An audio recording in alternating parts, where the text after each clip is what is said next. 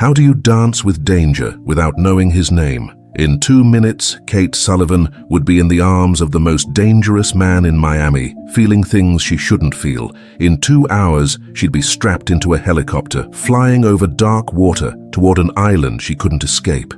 In 2 days, she'd realize the man who stole her was the only one, trying to save her. But none of that mattered right now. Right now, she was gripping her auction catalog like it might save her from drowning.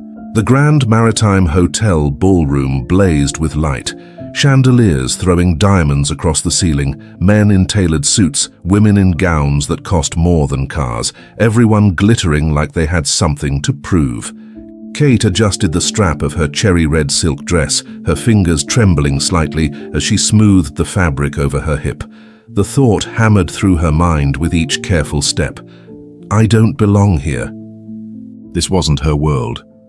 Music teachers from public schools showed up to parent nights and school recitals, not champagne galas with valet parking, but her students needed scholarships. The event program had been clear: Charity Tango Night, supporting underprivileged youth in music education. A major corporation was the main sponsor. If she could just make the right connections, convince the right people, maybe her kids would get the funding they desperately needed. So here she was. She moved through the crowd with measured steps, clutching the catalog like a shield when she felt it. That prickling awareness that came from being watched. Kate looked up and saw him. A man stood across the room, dark suit that fit like it had been made for him, broad shoulders, sharp jawline, late 30s, 38 maybe, with the kind of presence that made conversations stop mid-sentence. The kind of man people whispered about, a billionaire with connections to families whose names never appeared in newspapers. But Kate didn't know any of that. She only saw his eyes. Storm blue. Piercing. The kind of eyes that had seen things, done things, survived things. And right now, they were locked directly on her. Kate tucked a loose strand of hair behind her ear, her hand shaking. Why is he staring at me like that, she wondered, heat creeping up her neck before she could stop it. She looked away quickly, pretending to study the catalogue, but her pulse kicked hard against her ribs. When she glanced up again through her lashes, he was still watching. No smile, no acknowledgement, just that intense, unwavering focus that made her stomach clench. She shifted her weight from one foot to the other, her hand coming up to touch her collarbone nervously. Stop it, she told herself, fingers pressing into her skin. He's probably looking at someone behind you. She glanced over her shoulder to check, but there was no one there. When she turned back, his gaze was still fixed on her. Impossible not to notice.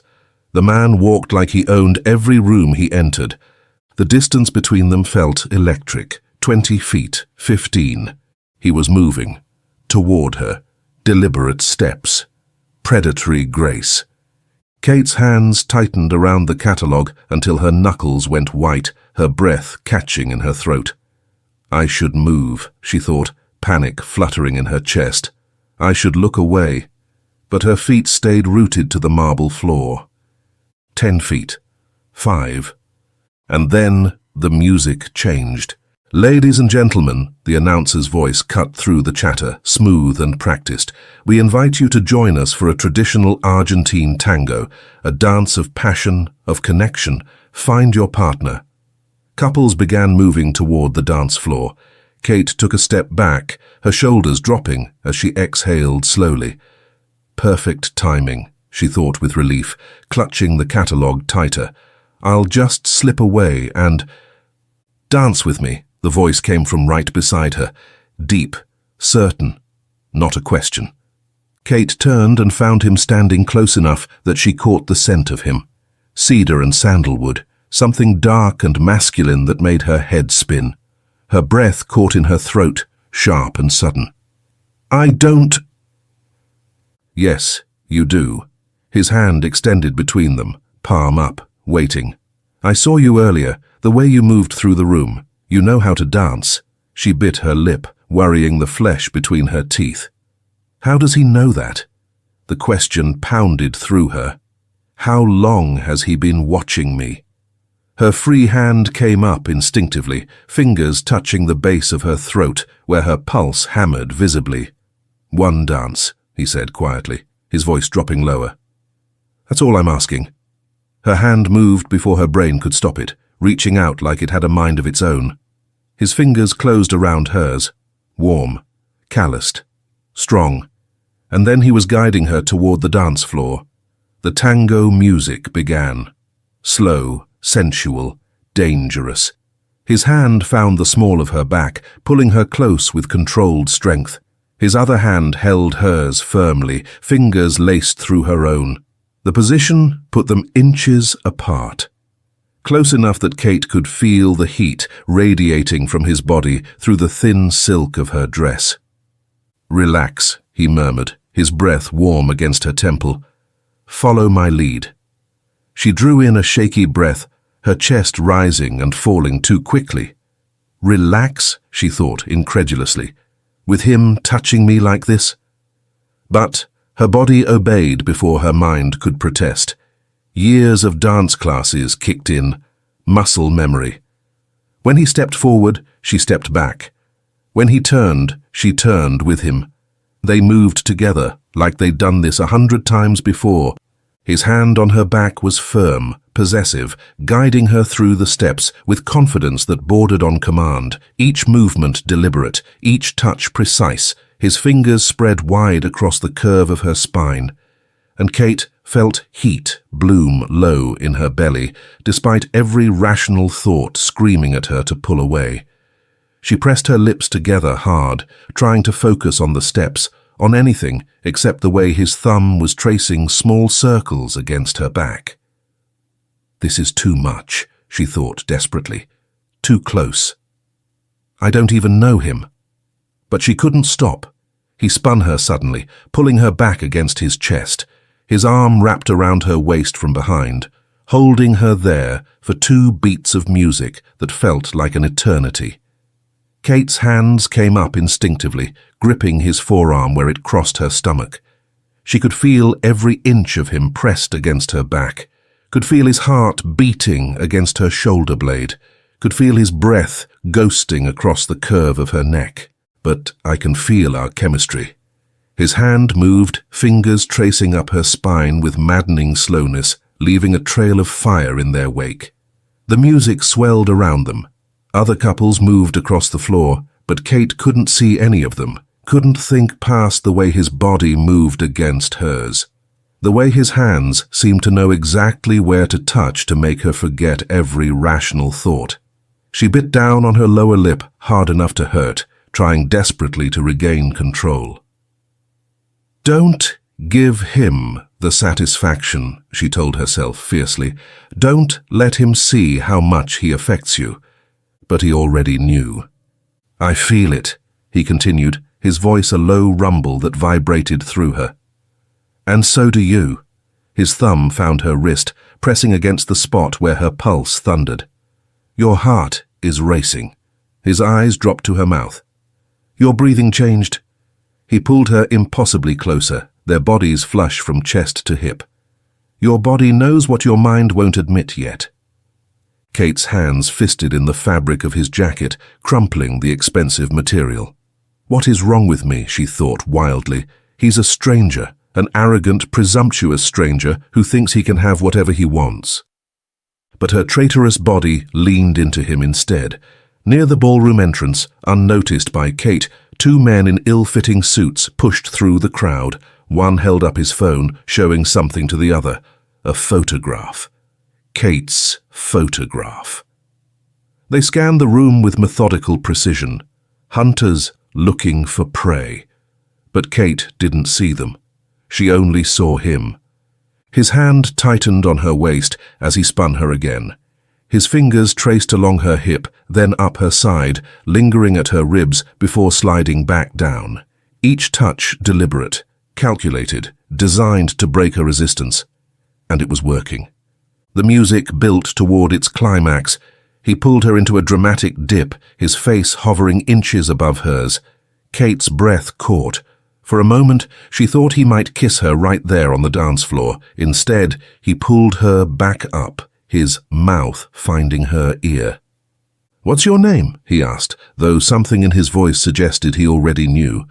"Kate," she breathed, barely able to form the word. "Kate Sullivan."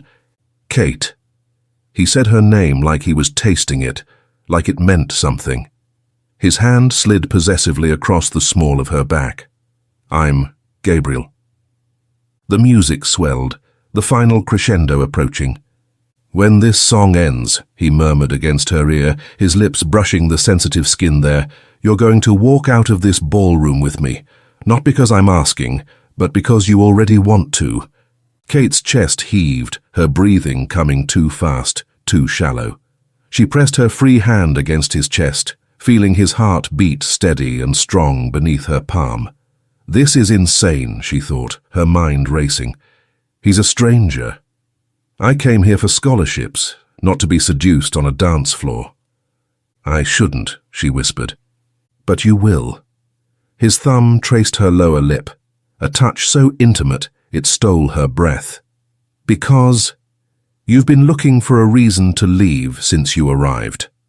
And I'm giving you one." The music ended, applause rippled through the ballroom, but Gabriel didn't let go of her hand. Kate stood frozen, her body still humming from the dance, from his touch, from the way he'd looked at her like she was the only person in the room. Her mind scrambled for logic, for reason, for any excuse to walk away, but her hand stayed in his. Near the entrance, the two men began moving through the crowd with purpose, their eyes locked on Kate. "Come with me," Gabriel said quietly, his grip on her hand tightening.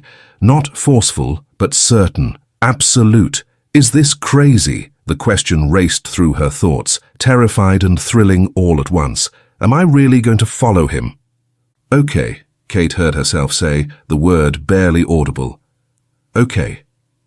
Something fierce flashed in Gabriel's eyes. Triumph, possession. He turned, his hand wrapped around hers, and began walking toward the terrace doors. Not running, not rushing. Just steady, confident movement that made people step aside without thinking. Kate followed, her heels clicking against marble, her free hand gripping his arm for balance as he navigated through clusters of guests. Her heart hammered in her chest, part fear, part excitement, part something she couldn't name. They pushed through the terrace doors into humid Miami night air. The noise of the ballroom faded behind them. Suddenly it was just the two of them, standing on a stone terrace overlooking the city lights. Gabriel turned to face her, his hand still holding hers, the other coming up to cup her face. "Trust me," he said quietly. Kate's pulse kicked hard as she studied his face, searching for answers to questions she didn't know how to ask. Who is he, really? Why does he want me to come with him? Is this a game? Is he dangerous? The confusion tumbled through her thoughts in fragments. But beneath the questions was something else. Want. Pure, undeniable want that made thinking difficult. "Where are we going?" she asked, her voice barely above a whisper. Gabriel's thumb brushed her cheekbone. "You'll see." He turned and guided her toward a service entrance, pulled out a keycard she hadn't seen before, and the door clicked open. Kate hesitated, the warning finally breaking through the haze of attraction. "This is when you turn around," she told herself. "This is when you go back inside. This is when you remember who you are." "Kate." Gabriel looked back at her, his expression softening slightly. "I promise you, you're safe with me." The words should have sounded empty, but something in his voice made her believe him. She stepped through the door. They moved through a service corridor, up a flight of stairs, through another door, and then they were on the roof. The wind hit her first, warm and carrying the salt smell of the ocean.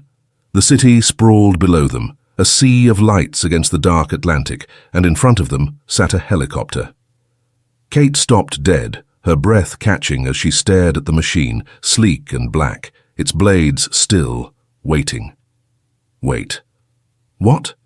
The realization slammed into her thoughts with crystallizing clarity. She turned to Gabriel, her eyes wide. "I thought we were just getting air. What is this?" Gabriel's hand tightened around hers.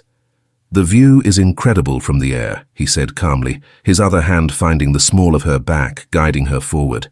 "Have you ever flown in a helicopter?" Kate's feet moved without permission, following his lead even as her mind screamed warnings. "No, I can't do this. This is crazy." She looked at the helicopter, then back at him. The question tumbled out before she could stop it. "Who are you?" "Someone who wants to show you how valuable you are." His voice dropped lower, intimate. "1 hour with me, Kate.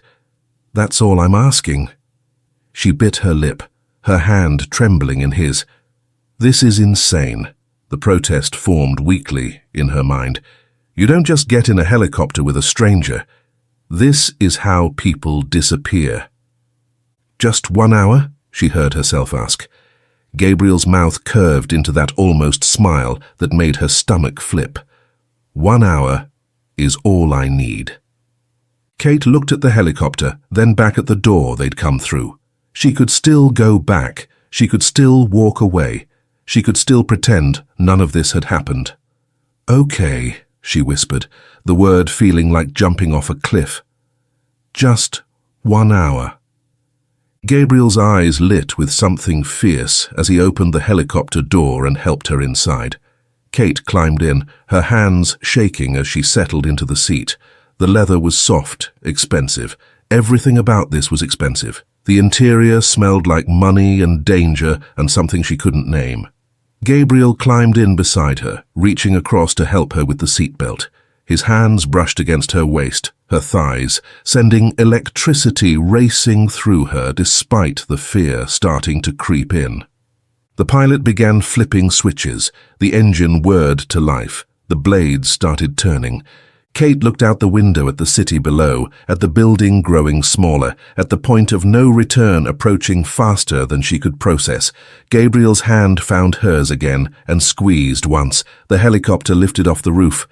And as Miami dropped away beneath them, as they flew over dark water toward some destination she didn't know, Kate finally let the thought surface, the one she'd been pushing down since the moment he'd pulled her from the ballroom. Am I being kidnapped? The question settled into her bones, cold and terrifying. The helicopter climbed higher into the night sky, Miami shrinking beneath them. Kate's fingers dug into the leather armrest, her knuckles white. The engine roared in her ears, but louder still was the pounding of her own heart. She turned to Gabriel, her voice rising above the noise. "Gabriel, please. Changed my mind. Land this thing. I don't want this anymore." Gabriel's expression stayed calm. "Relax, Kate. There's no problem. Just sit here and enjoy the view." "No." Kate's hand moved to her seatbelt, fingers fumbling with the clasp until it clicked open. "Please, Gabriel, I want to get out." Gabriel's face changed. The charming mask fell away. His jaw tightened. His eyes went hard. "Kate." His voice dropped low, dangerous. "Don't make this difficult." His hand shot out, grabbed the seatbelt, and clicked it back into place. His fingers stayed on the clasp, blocking her. "You're coming with me on this helicopter," he said, each word precise and final. "Whether you fight me or not." Kate pressed back against the seat, terror flooding through her. This isn't happening, she thought, her breath coming too fast. This can't be real. "You won't be harmed," Gabriel added, his voice softer now, but still absolute.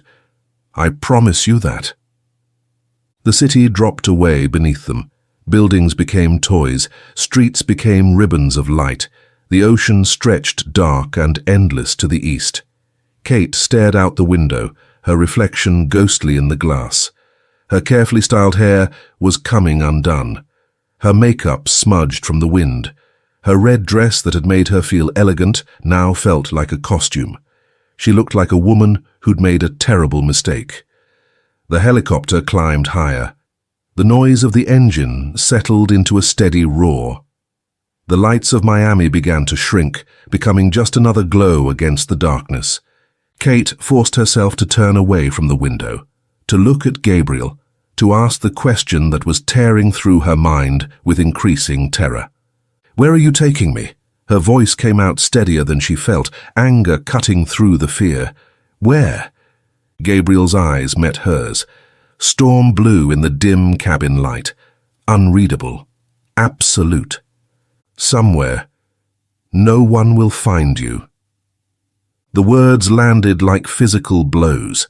Kate's breath caught, her hands trembling in her lap despite her attempt to stay calm. I've been kidnapped. The realization tore through her thoughts with devastating clarity. By a man I danced with. By a man whose touch I wanted. By a man I don't know at all. The helicopter flew on into the night, away from the city, away from safety, away from everything Kate had ever known. And Gabriel sat beside her, close enough that she could still smell his cologne, close enough that their shoulders almost touched, close enough that she could see the controlled tension in his jaw, the way his hand rested on his thigh with deceptive casualness. Kate pressed herself against the far side of her seat. They were already over water, too far from land for escape plans to matter. She was trapped thousands of feet in the air with a man who'd used every spark between them against her. Kate closed her eyes, drew in a shaking breath, let the fear wash over her, and then tried to push it back down, tried to think, to plan, to survive. Because if this charming man, Gabriel, thought she was going to be a passive victim, he was about to learn exactly how wrong he was. She just had to figure out how. The helicopter descended through darkness. Kate pressed her face against the window, searching for lights, for civilization, for any sign of rescue.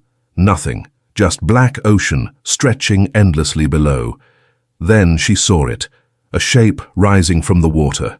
Land, small, dark, isolated. A single cluster of lights glowing against the void. The helicopter touched down with a gentle jolt. The engine began to wind down, blades slowing overhead. Kate's hands gripped the armrests, knuckles white. Gabriel unbuckled his seatbelt. "We're here." "Where is here?" Kate's voice came out sharper than intended. He didn't answer, just opened his door and stepped out, then came around to her side. When he opened her door, warm tropical air rushed in. Salt, jasmine, the distant sound of waves. Gabriel extended his hand. "Come on." Kate stared at his palm like it might burn her. "I'm not going anywhere until you tell me what's happening." His expression didn't change. Patient, controlled. "You can walk, or I can carry you. Your choice." Kate unbuckled her seatbelt and climbed out without taking his hand. Her heels sank into grass. Real grass, soft and damp with evening dew. She looked around, eyes adjusting to darkness. Ahead stood a mansion. Modern architecture with clean lines and floor-to-ceiling windows. Soft light glowed from inside, warm and inviting in a way that made her stomach turn. It looked like paradise. It felt like a trap. Gabriel's hand found the small of her back, guiding her forward. This way. Kate walked because there was nowhere else to go. The helicopter sat behind them, the ocean surrounded them, and ahead was only Gabriel's home. They climbed 3 wide steps to a terrace. Gabriel opened the door, unlocked, and ushered her inside. The interior took her breath away despite her fear. Open floor plan, white walls, minimalist furniture that screamed expensive. The entire back wall was glass, overlooking the dark ocean beyond. Gabriel moved past her. "Your phone." Kate's hand went instinctively to her clutch purse. "No." He turned to face her, one eyebrow raised. "Kate." "No." She backed up a step, fingers tightening on the purse. "You can't have my phone." Gabriel crossed the distance between them in 3 strides, his hand closed over hers, not rough but absolutely firm. "I can, and I will." Kate tried to pull away, but his grip held. He pried the purse from her fingers, opened it, removed her phone. "You bastard," she whispered. Gabriel pocketed her phone without comment.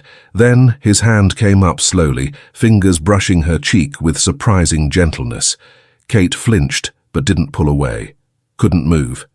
"If you don't want me to chain you to a chair," he said quietly, his thumb tracing along her cheekbone, "I suggest you be a good girl." The threat was velvet-wrapped steel.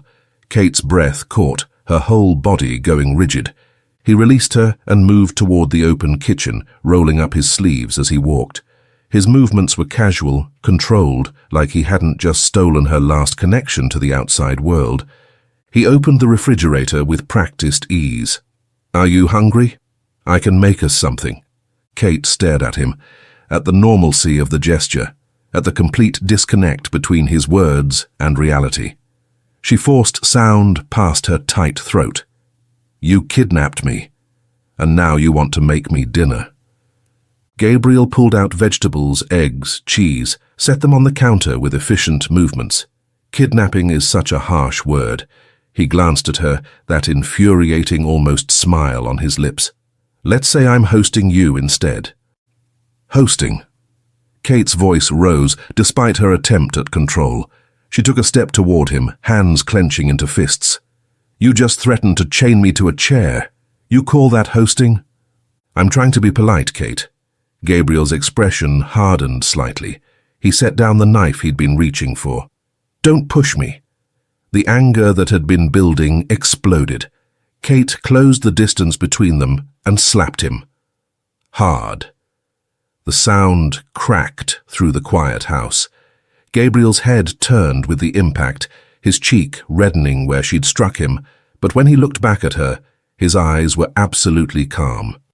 "You kidnapped a prosecutor's daughter," Kate said, her voice breaking on the words. "Take me back right now, or you'll regret this. I promise you will." Gabriel moved so fast she barely saw it. One moment he was standing by the counter, the next he had her pressed against the wall, his body pinning hers, his hands catching her wrists and holding them above her head. Kate gasped. Her back hit the cool surface. Gabriel's chest pressed against hers. She could feel every inch of him, could feel his heart beating steady and controlled while hers raced out of control. "You seemed to enjoy yourself when we were dancing," Gabriel said, his voice dropping to something low and dangerous. His face was inches from hers. "Now you're a guest in my home." His grip on her wrists tightened. "And if I took you back to Miami, the people waiting for you there wouldn't be as kind as I am." His mouth curved slightly. "Or as attractive." Kate tried to pull her hands free. His hold didn't budge, her breathing came too fast, and beneath the fear, beneath the anger, something else stirred. Heat, awareness, the memory of his hands on her body during the dance. Her body responded, even as her mind screamed at her to fight. Warmth spread through her despite everything. Her stomach clenched with something that wasn't entirely fear. Gabriel's eyes tracked the response, saw the way her pupils dilated, the way her lips parted, the way her body went still against his, instead of fighting. Kate jerked her head to the side, unable to meet his gaze. Shame burned hot in her chest. She bit her lip hard, trying to focus on anything except the way his body felt pressed against hers. The questions hammered through her mind with brutal clarity. What is he going to do to me? And why do I feel this way when he touches me? Why this pull toward him even though he kidnapped me? Why am I so defenseless against this? Gabriel held her for one more heartbeat. Then he released her wrists and stepped back. Kate's arms dropped. She pressed herself against the wall, trembling. "Come on." Gabriel gestured towards the hallway. "I'll show you where you'll be staying." Kate didn't move immediately. Her legs felt weak. But she followed because what choice did she have? The hallway was as beautiful as the rest of the house, art on the walls, soft lighting. Gabriel stopped at a door near the end, opened it, stepped aside. Kate looked in. The room was enormous, king-sized bed with white linens, French doors leading to a balcony, the sound of waves drifting in through partially open glass. "This is yours," Gabriel said quietly. He moved into the room, turning on a bedside lamp. Private bathroom through that door. The balcony overlooks the pool and sea. Kate stood in the doorway, arms wrapped around herself. She lifted her chin even as her voice shook. "My father is a prosecutor. He'll find me. He has resources you can't imagine. That's exactly why you're here." The words landed like a slap. Kate stared at him. "What?" Gabriel turned to face her fully, his expression unreadable. "Your father. That's exactly why you're here, Kate. And exactly why no one can find you." Her mind spun, trying to make sense of his words. "I don't understand." "You don't need to." Gabriel moved toward the door. "Not yet." Outside, the sound of helicopter blades starting up cut through the night. Kate's head whipped toward the windows. Through the glass, she could see the helicopter lifting off, its lights rising into the darkness. Her last connection to the mainland, leaving without her. Kate's hands clenched at her sides. She turned back to Gabriel, her voice coming out smaller than she intended. "What do you want from me, here? What am I supposed to do?" Gabriel leaned against the doorframe. "What makes you think I want anything?" Heat flooded her face. The words escaped before she could stop them. "I'm not sleeping with you." Silence stretched between them. Then Gabriel laughed. Actually laughed, a sound that was both genuine and dangerous. "Is that what you think this is about?" He pushed off the doorframe. "Why would sex even cross your mind, Kate?" Her face burned hotter. She couldn't answer. Gabriel moved behind her. Kate's whole body went rigid. Then she felt his breath against the nape of her neck, his lips nearly touching her ear as he whispered, "Well, you're more passionate than I thought." His fingers traced lightly down her arm, leaving goosebumps. Kate bit her lip hard, suppressing the shiver that wanted to run through her. Gabriel's tone changed, became harder. "But I won't be sleeping with you." He tilted his head, a smirk tugging at his lips. "Unless you beg me to." He paused. His eyes suddenly became serious. "But that's not why you're here. Your leverage against your father. Nothing more." He moved away, putting distance between them. "You'll find clothes and shoes in your size in the closets. Take a shower. Get some rest." Kate's eyes narrowed. "You knew you were bringing me here. You planned this." Gabriel's mouth curved, something mocking in his expression. "If you thought I saw you and was so struck that I grabbed you on impulse, you're more naive than I expected." Heat flooded Kate's face, anger and humiliation burning through her. "How could I be so stupid, thinking he was actually interested in me?" Gabriel read her expression like an open book. He leaned in slowly, his voice dropping low. "You're an attractive young woman, Kate. But your being here has nothing to do with the chemistry between us." He gestured toward the windows, toward the dark island beyond. "This is an island. You can't escape. If you run into the forest, you'll encounter bears, wolves, trap snares I've set for predators." His eyes locked on hers. "And trust me, you won't be as safe out there as you are in here with me." Kate swallowed hard. Her throat felt tight. "Understood?" Gabriel asked. She nodded once. What else could she do? Gabriel studied her for a long moment. Then he turned and walked down the hall. A door opened and closed. Kate stood alone in the beautiful room. The sound of waves drifted through the open doors. The ocean stretched endlessly beyond the glass. She moved to the window on shaking legs, pressed her palm against the cool glass, stared out at darkness. The realization tore through her thoughts with brutal, devastating clarity. "You're an idiot, Kate. You fell for a man's charm. You got on that helicopter because he was attractive and dangerous and made you feel things you'd never felt before. And now you're trapped, and maybe you might not make it out alive." Kate rifled through hangers until she found something simple, a black satin pajama set.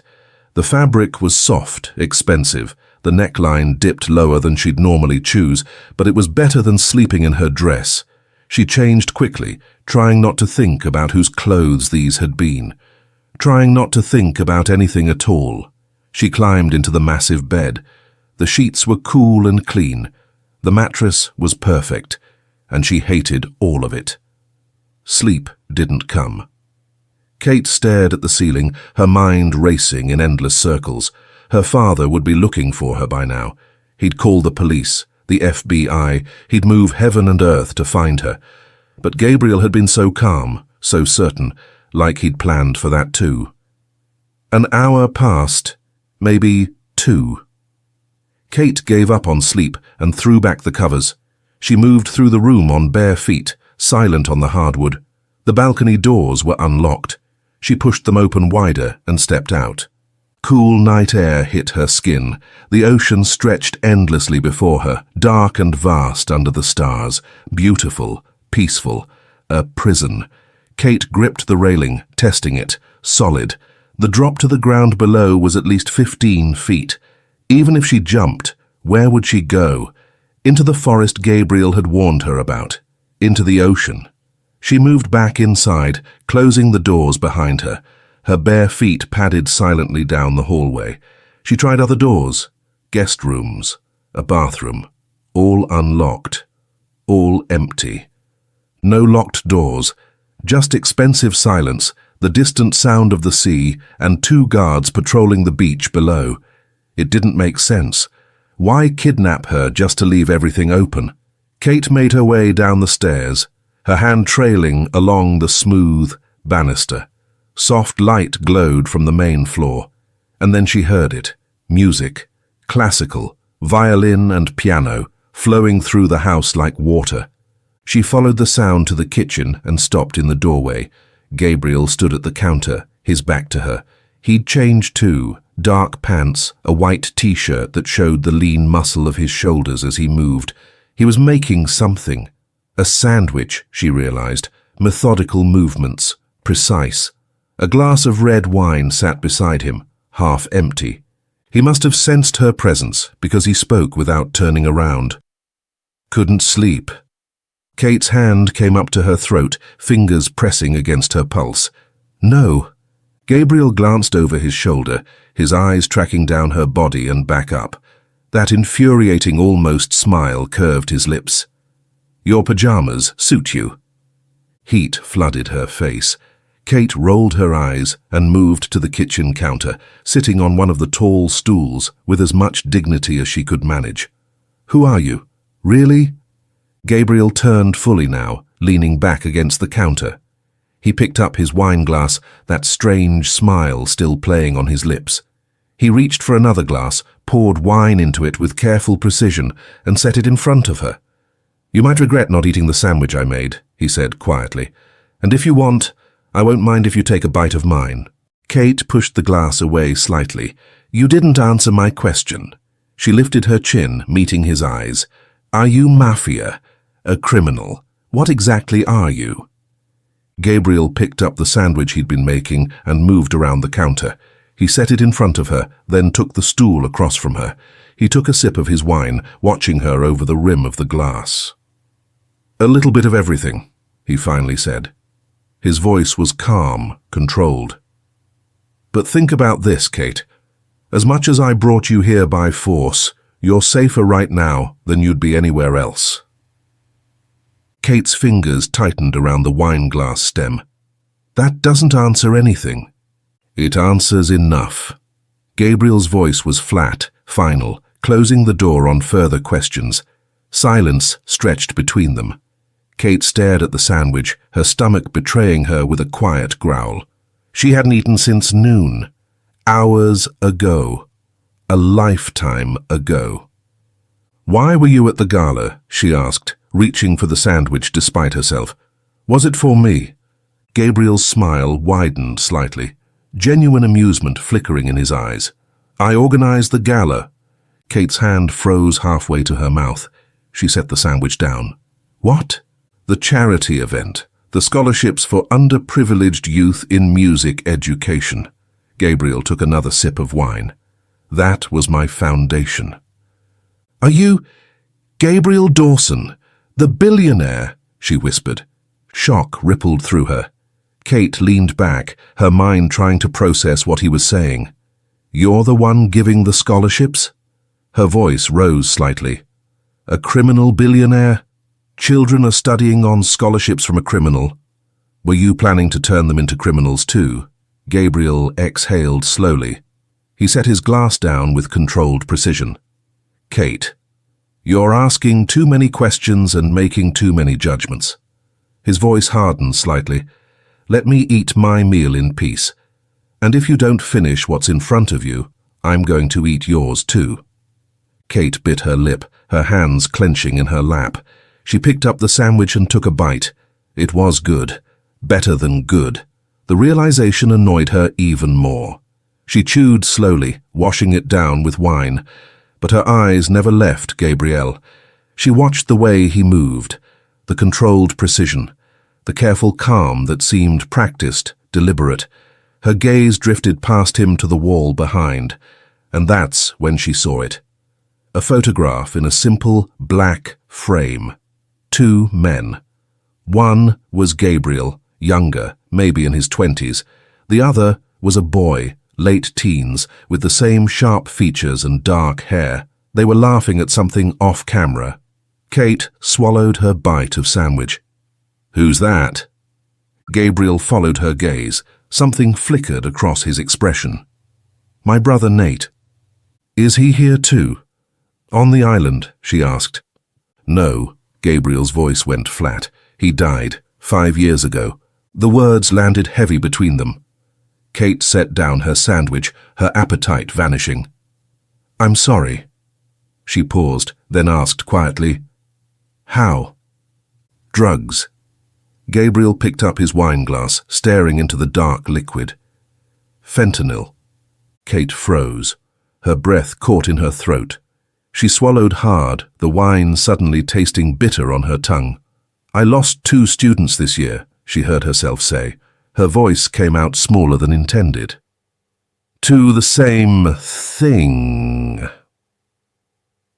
Gabriel's eyes lifted to hers, really looked at her this time, not with the calculated control he'd shown before, but with something raw underneath. Silence filled the kitchen. Not uncomfortable, just heavy. Weighted with shared grief neither of them had expected to find. Kate's fingers traced the rim of her wineglass. My father. He fights drug crimes. That's what he does. She looked up at Gabriel. What do you want from him? Gabriel drained his wineglass in one long swallow. He set it down on the counter with a soft clink, the sound deliberate and final. That's enough conversation for tonight. He stood, his height suddenly imposing again. Go to your room. Get some sleep. Pretend you're on vacation. His voice hardened. When the time comes, I'll tell you what you need to know. Kate opened her mouth to argue. Now, Kate. The command in his voice left no room for discussion. She slid off the stool, her bare feet hitting the cool floor. For a moment, they just looked at each other across the kitchen counter, the remains of their impromptu meal between them, the weight of everything unsaid hanging in the air. Then Kate turned and walked away. She climbed the stairs slowly, her hand trailing on the banister. When she reached the top, she glanced back. Gabriel stood at the bottom of the stairs, watching her. His hands were braced on the railing, his shoulders tense. Kate disappeared down the hallway, found her room, and closed the door behind her. She leaned against it, her eyes closing. Her heart hammered for reasons she couldn't quite name. Fear, yes. But something else, too. Something that scared her almost as much as the kidnapping itself. Connection. Recognition. The dangerous understanding that passed between 2 people who'd lost someone to the same darkness.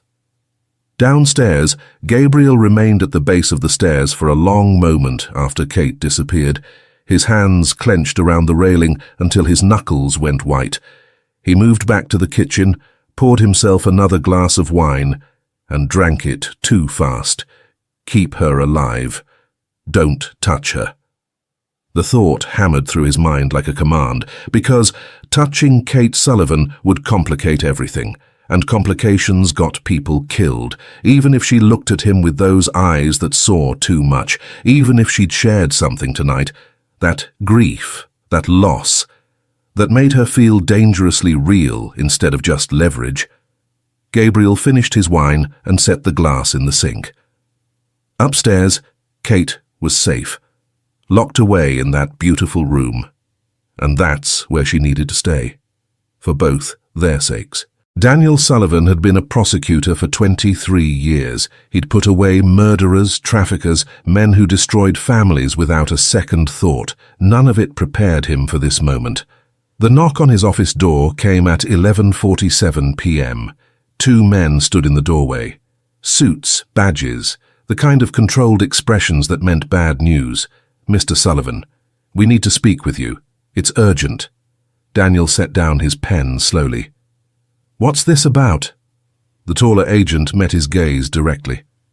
"There's a serious problem regarding your daughter's safety." Daniel's coffee cup stopped halfway to his mouth. "Kate? What about Kate?" "Your daughter attended a charity gala tonight at the Grand Maritime Hotel. Security footage shows her leaving with a man around 9:30 p.m. She hasn't been seen since. Her phone is off. Her apartment is empty. Her car is still at the hotel."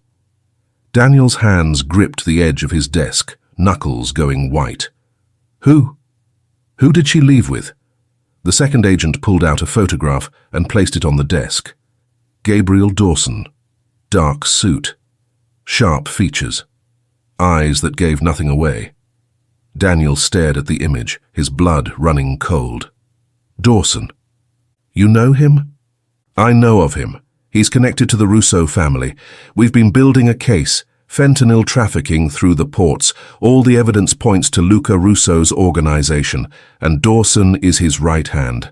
The agent nodded grimly. "We believe he may be involved in your daughter's disappearance, but we can't confirm. We've been unable to reach him. Last known location was the gala. After that, nothing." Daniel's fist slammed against the desk. Why? Why would they take Kate? She's a music teacher. She teaches children. "We believe it's connected to your investigation, sir. The Russo family is under significant pressure. Your case threatens to bring down their entire operation." Daniel moved to the window, staring out at the Miami skyline without seeing it. His daughter, his little girl, in the hands of men who trafficked poison. His phone buzzed. Unknown number. One message. "Drop the case or your daughter dies." Daniel held up the phone, his face ashen, his voice hollow. "They want me to drop the case, or they'll kill her."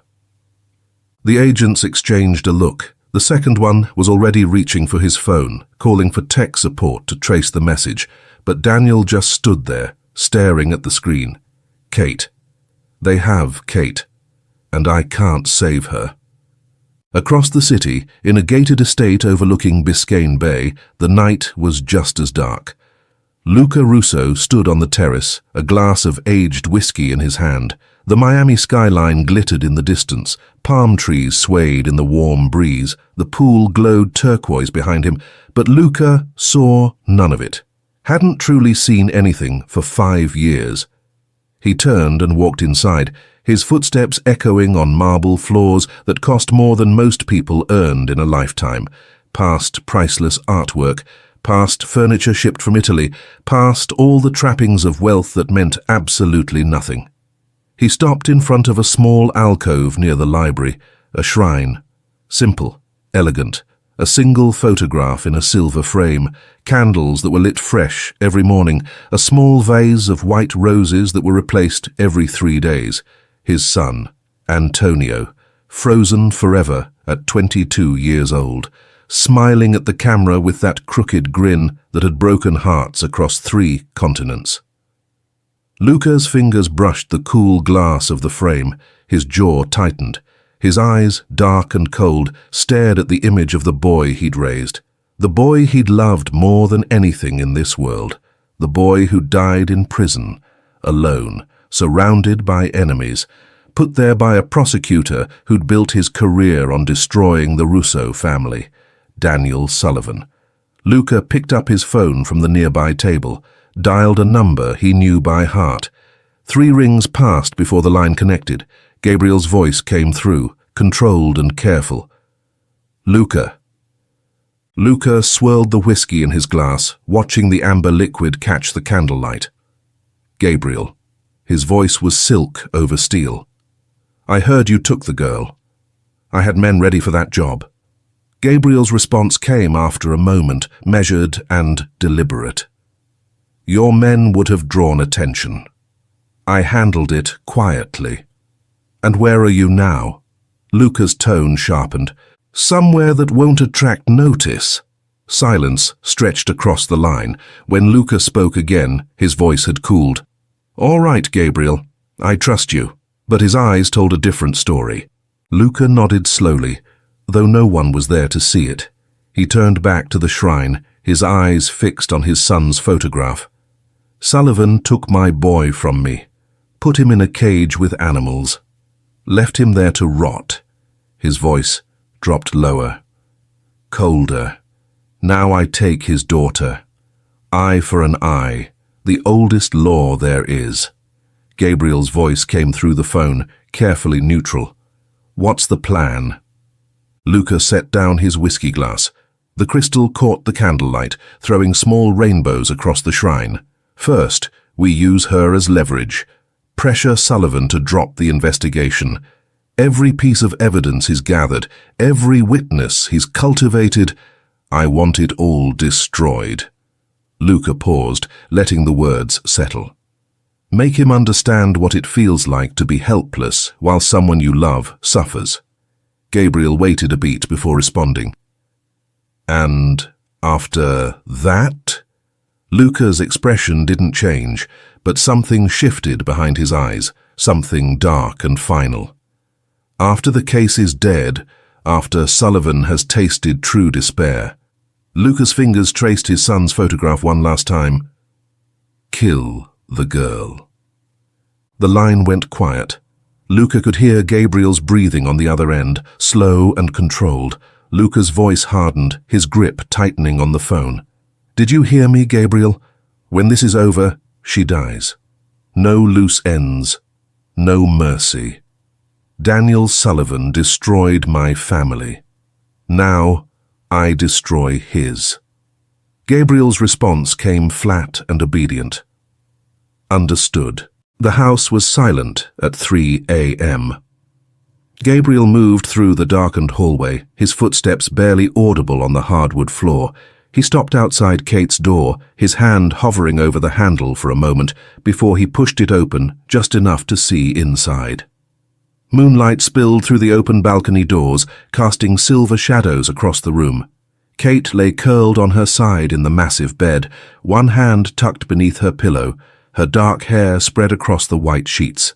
The black satin pajamas she'd found had slipped slightly off one shoulder. Her breathing was slow, even. Peaceful. Gabriel leaned against the doorframe, watching her. She looked younger when she slept, softer. The fear and anger that had defined her expression since he'd taken her from that ballroom had melted away, leaving something almost vulnerable in its place. A faint smile touched his lips before he could stop it. He stepped back, pulling the door closed with careful silence. The smile faded as quickly as it had come, replaced by something harder, something that looked a lot like resolve. Gabriel made his way to his office at the far end of the house. The room was sparse, a desk, a chair, a wall of windows overlooking the dark ocean. He sat down and pulled out a phone, not his regular one, a burner, untraceable. He dialed a number from memory and waited, 2 rings before the line connected. A man's voice came through, gruff and tired. Gabriel, it's the middle of the night. Gabriel leaned back in his chair, his eyes fixed on the darkness beyond the windows. Mike, the girl is with me. I got to her before Luca's men could. Mike's voice sharpened instantly, all traces of sleep vanishing. Where are you keeping her? Somewhere no one knows about, not even Luca. Gabriel ran a hand through his hair. But I can only maintain this for 2, maybe 3 days, before questions start getting asked. The line went quiet for a moment.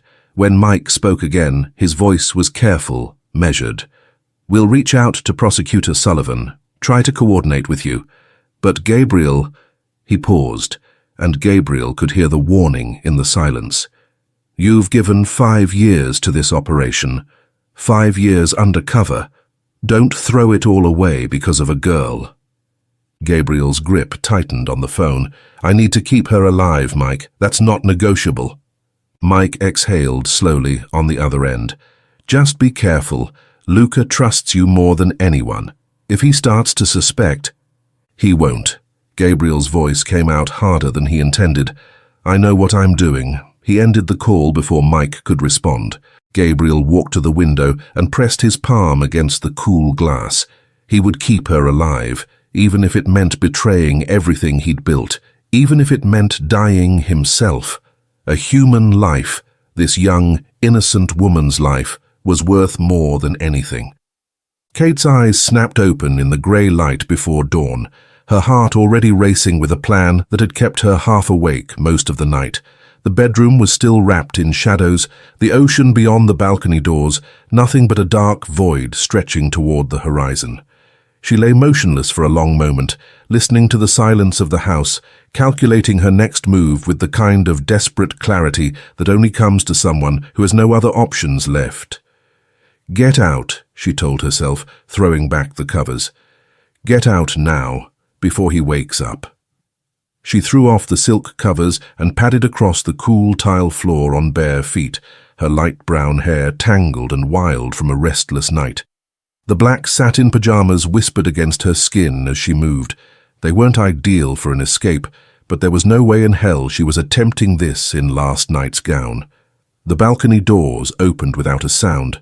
Kate stepped out into the cool morning air, goosebumps rising along her arms as the ocean breeze cut through the thin fabric of her pajamas.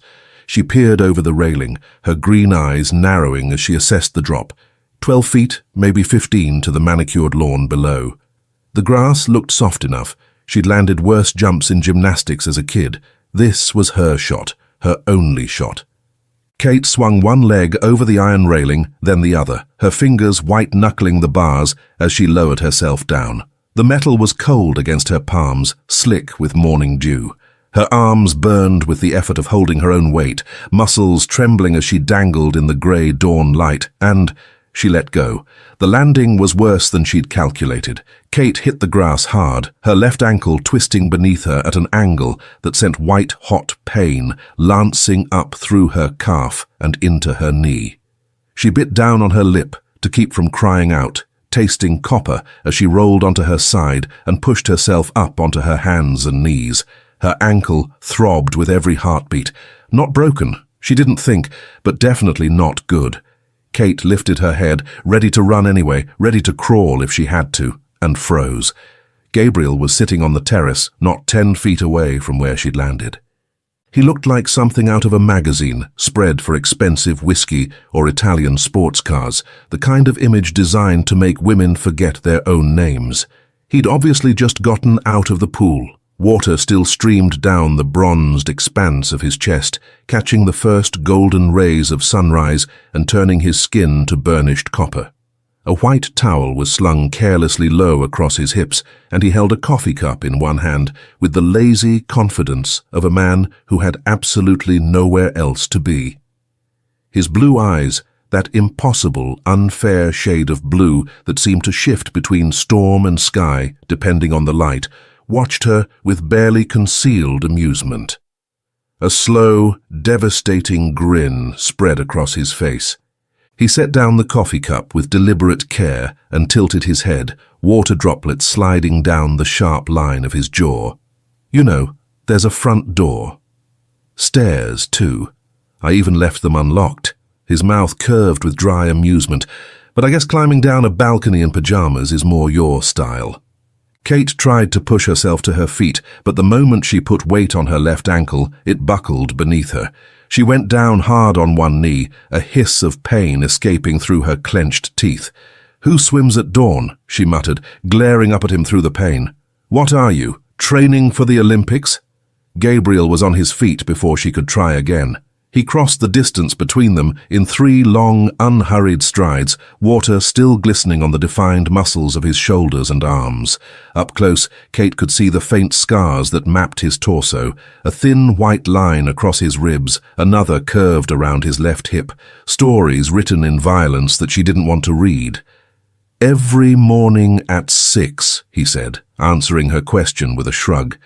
Then he extended his hand, his expression shifting from amusement to something more complicated. I have to admit, the balcony escape was creative. But next time, maybe check if the ground is soft first. Kate grabbed his hand without thinking. His palm was warm and rough with calluses against her smaller, softer one, and tried to stand. Her ankle screamed in protest, and she stumbled forward, catching herself against his chest. The contact sent a jolt through her entire body. His skin was warm and slick beneath her palms, firm muscle shifting under her fingers as he steadied her. She could smell chlorine and something darker underneath. Sandalwood, maybe, or cedar, and feel the steady, unhurried thump of his heart against her hands. Her own pulse was racing so fast she felt lightheaded. Before she could pull away, Gabriel bent and scooped her up into his arms like she weighed nothing at all. One arm hooked under her knees, the other wrapped securely around her back, and suddenly Kate found herself pressed against his bare chest with absolutely nowhere to look except at him. Her face burned. She stared determinedly at the pool, at the ocean, at the pink-streaked sky. Anywhere but at those blue eyes that seemed to see right through her. Gabriel carried her across the terrace and lowered her onto the outdoor couch with a gentleness that felt at odds with everything she knew about him. The cushions were soft beneath her, warmed by the early morning sun, but Kate barely noticed. She was too busy trying to convince her heart to stop hammering. Gabriel crouched in front of her, bringing his face level with hers. All traces of amusement had vanished from his expression, replaced by something hard and serious. His voice dropped low, rough with an edge that made her stomach flip in ways she didn't want to examine. If you try to run from me again, I'll have to stop you, and neither of us will enjoy how that ends. Kate forced herself to hold his gaze, green eyes meeting blue in a silent battle of wills. Her chin lifted slightly, defiant, even though her ankle throbbed and her heart was racing, and she was painfully aware of how vulnerable she was in this moment. Gabriel's jaw flexed. Without another word, he rose and disappeared inside, returning a moment later with an ice pack wrapped in a soft towel. He knelt beside the couch and pressed it against her swelling ankle with hands that were surprisingly careful, his long fingers adjusting the position until the cold hit exactly the right spot. Kate winced at the icy shock against her skin. "I told you I was going to try." Gabriel's mouth curved into something that wasn't quite a smile, his eyes still fixed on her injured ankle. "And I told you not to bother. We're on an island, Kate. The nearest town is an hour's walk through terrain you don't know, and no cars come here." His gaze lifted to meet hers, those storm-blue eyes holding her captive more effectively than any lock or chain. "Right now, being with me is the safest place you can be." The words hung in the humid morning air between them, heavy with implications Kate didn't want to think about. She could feel something crackling through the silence, an electric current that had nothing to do with fear, and everything to do with the way his fingers still rested against her ankle, warm and steady.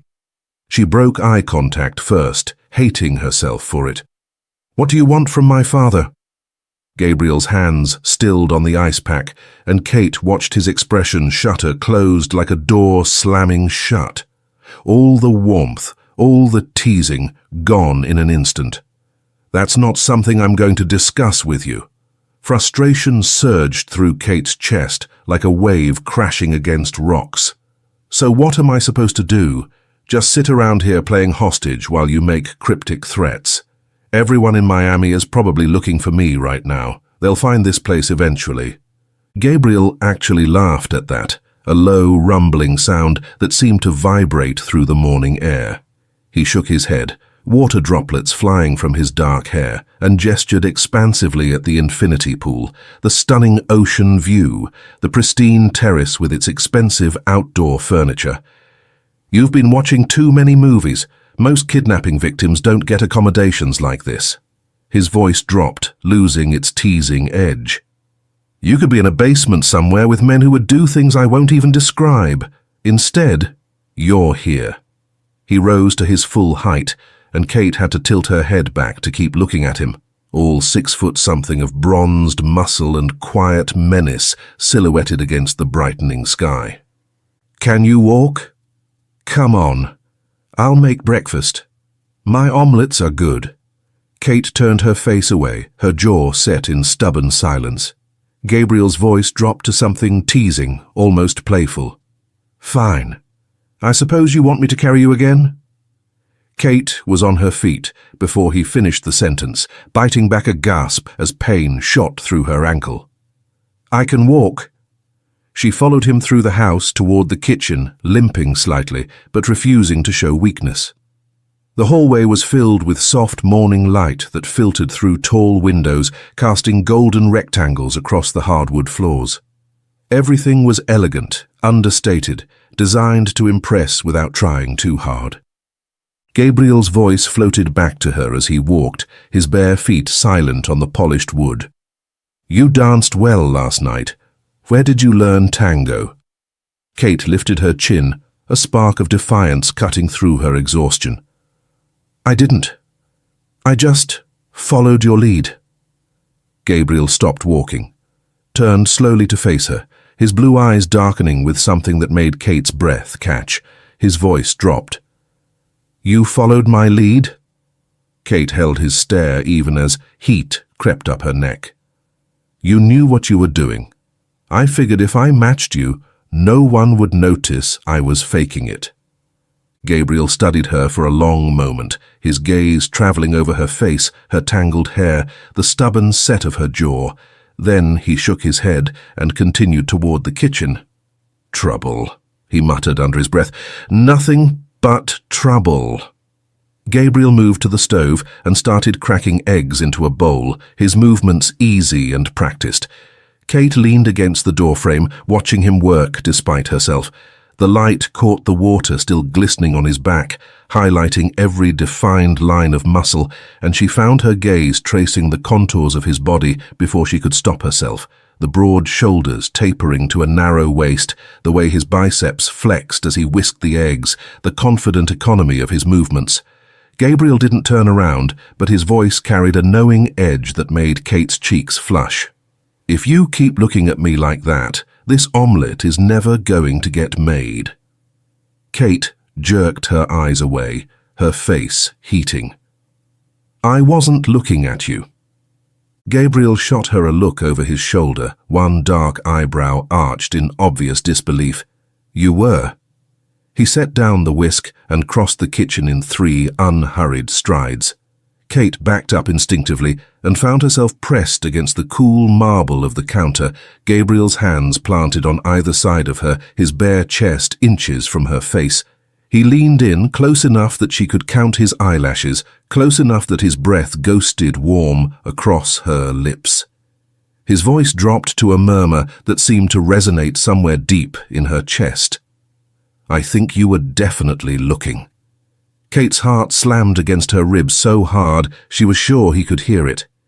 She stared up at him, at the sharp cut of his jaw, the faint stubble darkening his cheeks, those impossible blue eyes that seemed to see straight through every defense she tried to put up, and a thought tore through her mind before she could stop it. She swallowed hard, fighting to keep her voice steady.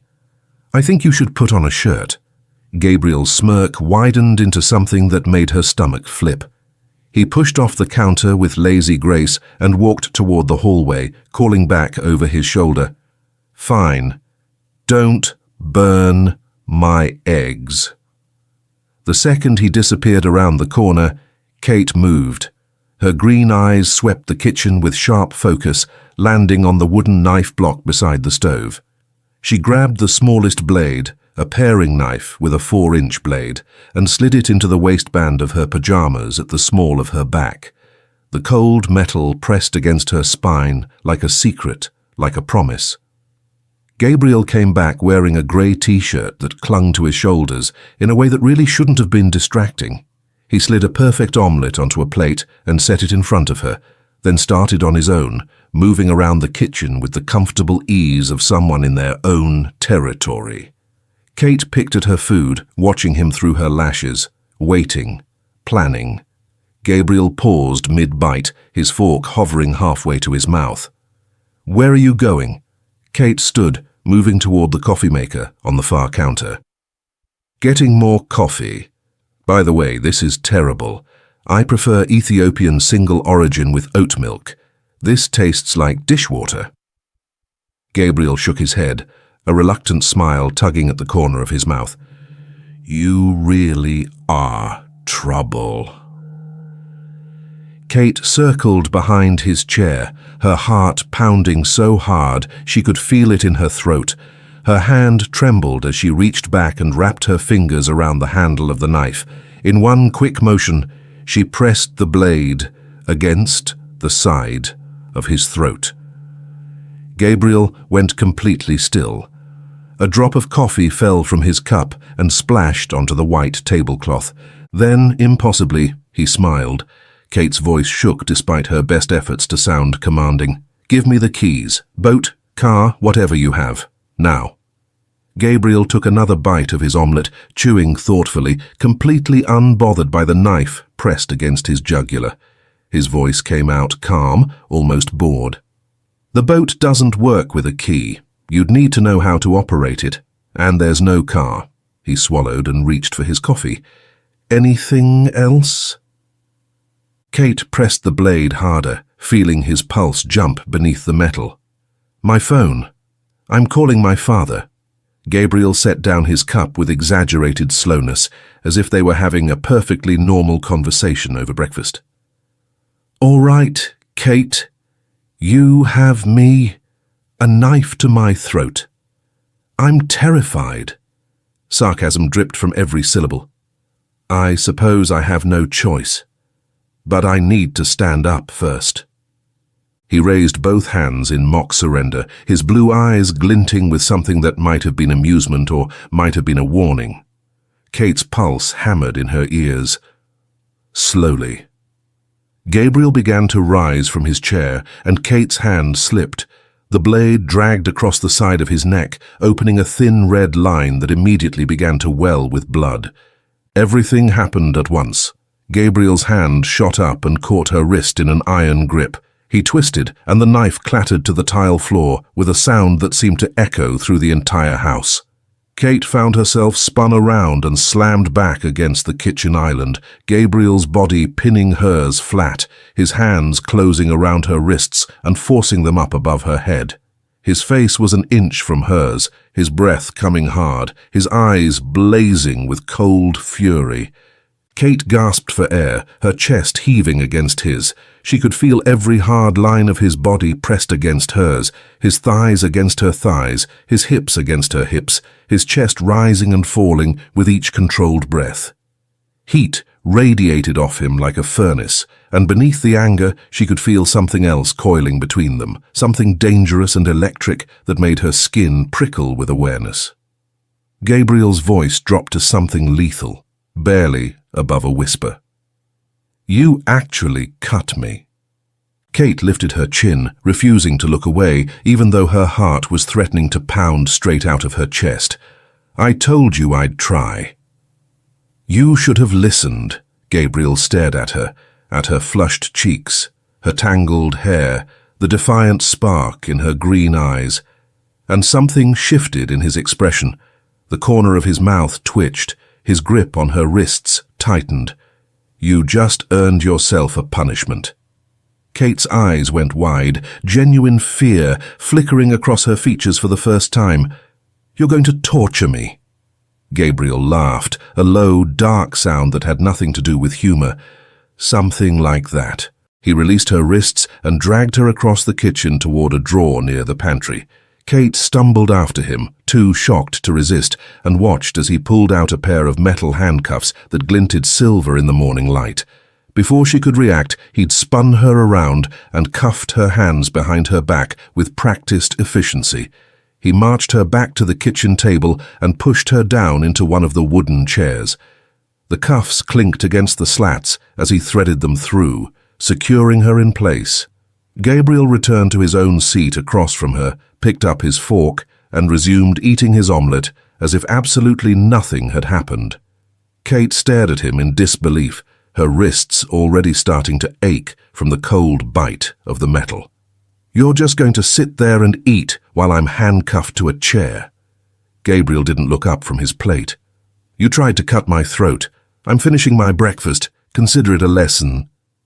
Kate shifted in the chair, trying to find a more comfortable position, and felt cool air brush against her chest where it shouldn't have. She glanced down and felt her face flush scarlet. 4 buttons had ripped clean off her pajama top during the struggle, leaving the black lace of her bra clearly visible through the gaping fabric. Her voice came out strangled.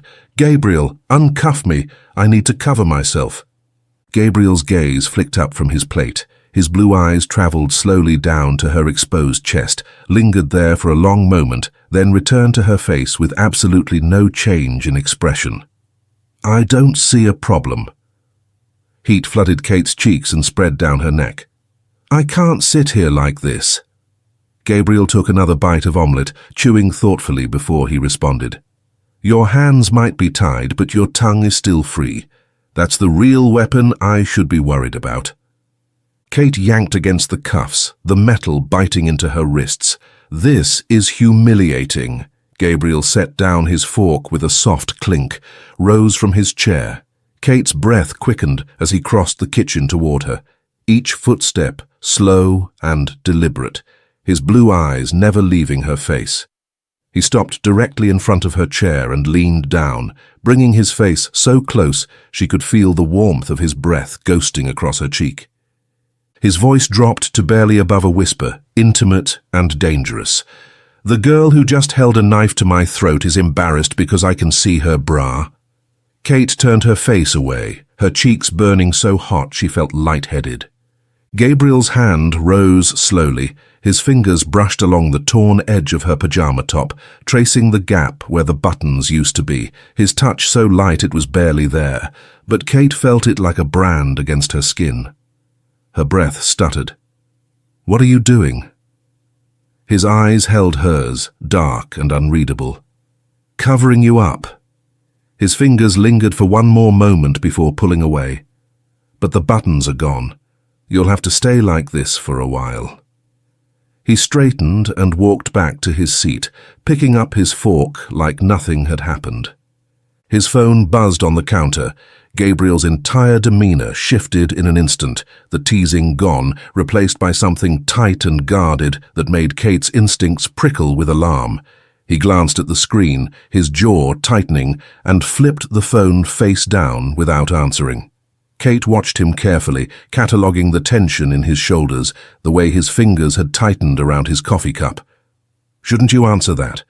Having a kidnapped woman in your kitchen seems like the kind of situation where you'd want to stay available."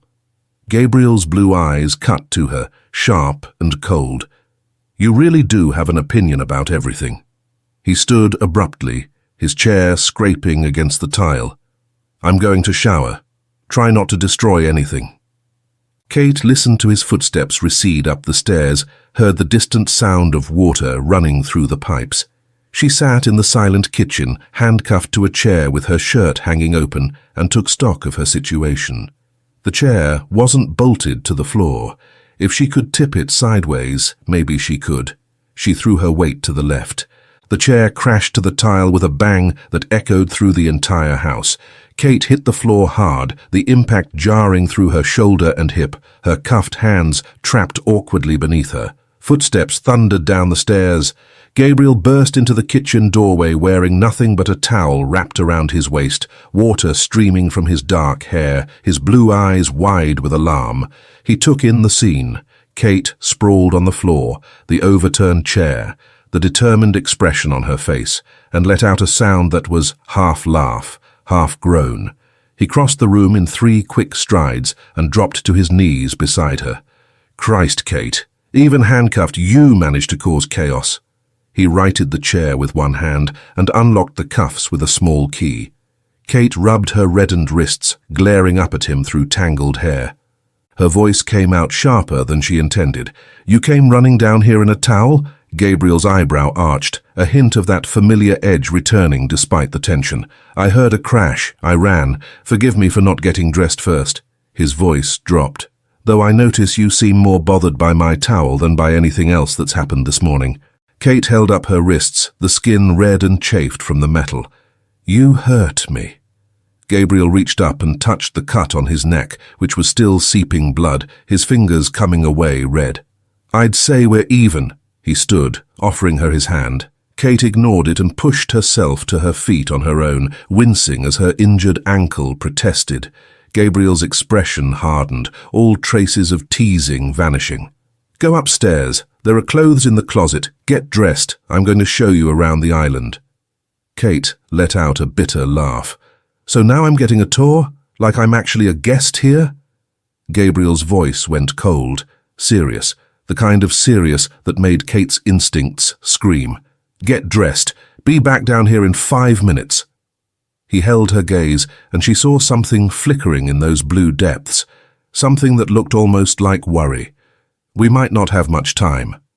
The words hung in the air between them, heavy with implications Kate couldn't decipher. She searched his face, looking for answers he clearly wasn't willing to give. "Not much time for what?" Gabriel's jaw tightened. He said nothing. Kate chose a white midi dress from the closet, her eyebrows rising when she saw the price tags. Designer labels, all in her size. She slipped it on and headed downstairs, where Gabriel was waiting at the foot of the stairs. In dark jeans and a black t-shirt, Gabriel was scrolling through his phone. He glanced up as she came down the stairs, his blue eyes sweeping over her once before going back to his screen. He pocketed the phone and jerked his head toward the back door. "Come on, let me show you around." Kate followed him through the kitchen and out onto the terrace, her sandals quiet on the stone path leading down toward the beach. The sun was bright and warm, the ocean glittering like broken glass. Under different circumstances it might have been paradise. They walked across the lawn in silence, Gabriel keeping a steady pace while Kate limped slightly on her still sore ankle. 2 men stood near the shoreline. They nodded at Gabriel, but didn't say a word.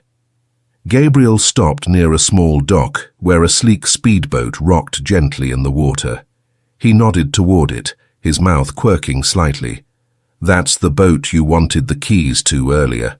Just so you know where it is." Kate crossed her arms. "How thoughtful." Gabriel gestured at the 2 guards. "Security down here. 2 more up at the front gate." He turned and pointed toward the right side of the property where the grass gave way to thick brush and dark water. "That area's marshland. Stay away from it. I mean it." Kate put one hand on her hip, her eyes flashing. "I really don't understand what you're doing here. Half an hour ago I was cuffed to a chair. Now you're giving me the grand tour and showing me exactly how to escape." Gabriel walked toward a patch of grass near the tree line, his face unreadable. He knelt and brushed away some dirt and grass, revealing a metal panel hidden in the ground. With one smooth move, he lifted it. Inside was a small cache, 2 handguns gleaming and loaded. Kate's breath caught. "What the hell?" Gabriel looked up at her, dead serious. "This is a weapons cache. The guns are loaded. If something goes down and you need them, this is where they are." Kate stared at the guns, then at him, her mind racing. "Who are you, Gabriel Dawson? Because you're certainly not just some rich guy throwing charity galas." Gabriel lowered the panel back into place and stood, brushing dirt off his hands. He took a step closer, his voice dropping. "I wasn't joking when I said you could be with worse guys than me, Kate. Those guys are looking for us right now. Could find this place tonight, tomorrow, 2 days maybe." His jaw tightened. "If we get hit, you don't leave my side, not for a second, and if something happens to me, you remember what I showed you here." Kate's heart started pounding, real fear creeping up her spine. She narrowed her eyes. "I'm a music teacher. You understand that, right? I don't know how to shoot. I teach kids piano." Her voice rose slightly. "And you need to explain this to me right now. You kidnapped me. Now you're saying someone else is trying to take me from you. What does that even mean?" Gabriel didn't blink. "Means exactly what it sounds like. Yes, you understood correctly." Kate shook her head. "That's insane." Gabriel moved closer, his voice steady. "You handled a knife this morning. You can handle a gun." Kate's breathing quickened, panic rising in her chest. "What if you just put me on that boat and take me home? Drop me off in Miami. I won't say anything, I swear. Let me go back to my life and pretend none of this happened." Gabriel grabbed her shoulders, firm but not rough, his blue eyes locking onto hers. "You're not listening. There's no going back. You go home. They'll be waiting. We can't undo this. You're in danger." His grip tightened slightly. "And right now, this island is the safest place you can be." Kate felt tears burning behind her eyes, her voice breaking. "Wait, you kidnapped me to protect me." She searched his face. "Why? Why would you do that?" Gabriel's grip on her shoulders didn't ease. "Stop asking questions. Just listen to what I'm telling you." Kate bit her lip hard. "If you want to help, call my dad. He'll protect us. He has resources." Gabriel actually laughed, short and bitter. "No, Kate, there are things you don't know, things you don't understand." Something almost like regret flickered in his eyes. "I'm sorry you got pulled into this. Your only mistake was being Sullivan's daughter. I'm trying to get us out, and all I need from you is to do what I say. Understood?" Kate stared up at him, then nodded slowly. Gabriel let go and stepped back. "Good. Now I have work to do. Go back to the house. Find something to keep yourself busy, and stop planning escape routes." Kate turned and started walking back, her mind spinning. She'd made it halfway across the lawn when something made her stop and look back. Gabriel stood where she'd left him, phone pressed to his ear, his whole body tense as he talked to whoever was on the other end. Kate watched him for another beat. She didn't want to run anymore. Beneath the fear and confusion, beneath all the reasons she should hate him, there was something else. Something warm that made her want to trust him despite everything. She turned back toward the house. In Miami, Luca Russo sat behind his desk, fingers steepled under his chin, watching the man across from him. Franco was everything Luca needed. Efficient, brutal, loyal. 6'3", built like he'd spent his whole life in a boxing ring, with a scar cutting diagonally across his face from temple to jaw. His eyes were flat, cold, the kind that had seen too much blood to care about one more body. Luca leaned forward. "This needs to be clean, Franco. You go alone. Find Gabriel and the girl. Kill her. Bring Gabriel back alive." His voice went hard. "He needs to learn what happens when you cross me. No mistakes." Franco's expression didn't change. "Of course, boss." Luca pushed a folder across the desk. "Everything is in here. Flight records from the helicopter that night, cross-reference fuel capacity, flight time, possible destinations. Find them in 2 days." He paused. "Finish the job in 2 days. No delays." Franco grabbed the folder, flipped it open, nodded once. "Consider it done." He turned and walked out without another word. Luca sat alone, staring at Antonio's photo across the room. His jaw clenched. Gabriel had always been his most trusted man. Closest thing to family after Antonio died. But trust didn't mean anything when it got broken. The girl would die, Gabriel would learn, and Sullivan would finally know what real loss felt like. Miles away on the island, Gabriel stood near the cliff's edge, phone pressed to his ear, watching waves crash against the rocks below. Mike's voice came through sharp. "Russo moved up the shipment, Gabriel. You being stuck on that island with the girl is screwing everything we've worked for. You should be here. I told you not to blow 5 years over this. The girl is dead weight. You know there are sacrifices in this line of work." Gabriel's jaw clenched, his free hand forming a fist. Can't move on Russo until I get her off this island and deal with the threat. I need a day or two, Mike. Mike's voice rose. We had him cornered, and you did something that is going to blow your cover with Luca. What is so special about this girl? Gabriel swallowed, his eyes tracking Kate as she paced the terrace in the distance. She's just a music teacher, 24, works with kids, keeps them off drugs through music programs. She's a good person, that's all. Mike let out a harsh laugh. Didn't know you were capable of being this soft. A guy like you... Gabriel ended the call, his thumb hitting the button harder than necessary. He stood there, watching Kate move back and forth on the terrace, the white dress catching the breeze, her light brown hair glowing in the sunlight. The thought formed slow and unwilling. What is it about her? Just a young music teacher with ideals, passionate about keeping kids clean. Good, really good, and beautiful in a way that has nothing to do with games or angles. His grip tightened on the phone. I cannot sacrifice her. I will not. But the darker thought followed right after. But what if keeping her alive means you don't make it out? Gabriel stared at the ocean, the question hanging over him like a blade.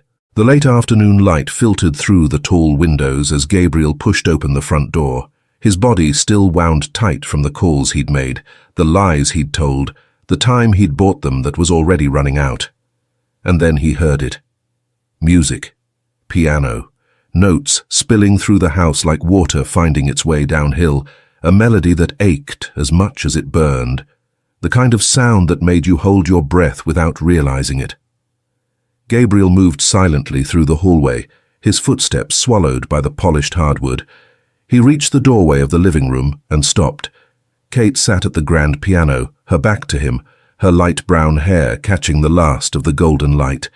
Her fingers moved across the keys with a passion that seemed to come from somewhere deep, somewhere she probably didn't show most people.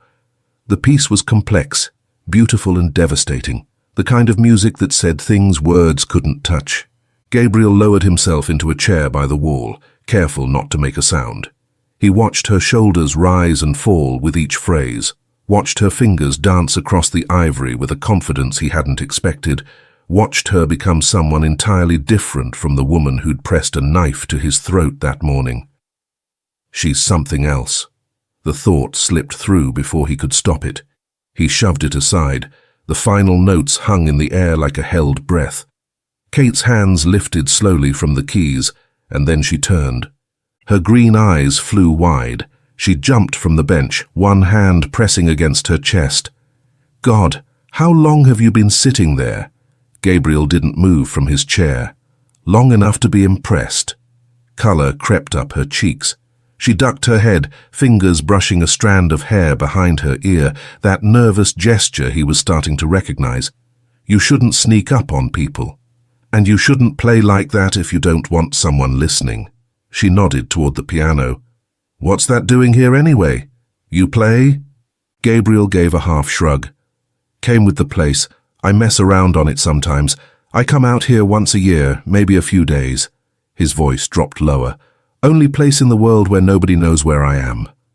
Kate rose from the bench and crossed the room, settling onto the small sofa right next to his chair. Close enough that he caught the scent of her shampoo, something floral, soft. She angled her body toward him, her knee nearly brushing his. Gabriel kept his eyes forward for a beat, acutely aware of how close she was. Then he turned to meet her gaze. Why are you looking at me like that? Kate's voice came out soft but steady. I'm still trying to get a read on you. She tilted her head slightly. Last night I met this fascinating man at a gala. Then he kidnapped me and brought me here. He says he's keeping me safe from worse people, but he won't tell me anything else. Her eyes searched his face. So where else am I supposed to look? You're the most interesting thing on this island. Gabriel's gaze traveled slowly over her features. Those green eyes that seemed to catch everything. The soft curve of her mouth. The pale skin that flushed so easily. And when she spoke, the dimple that appeared at the corner of her lips.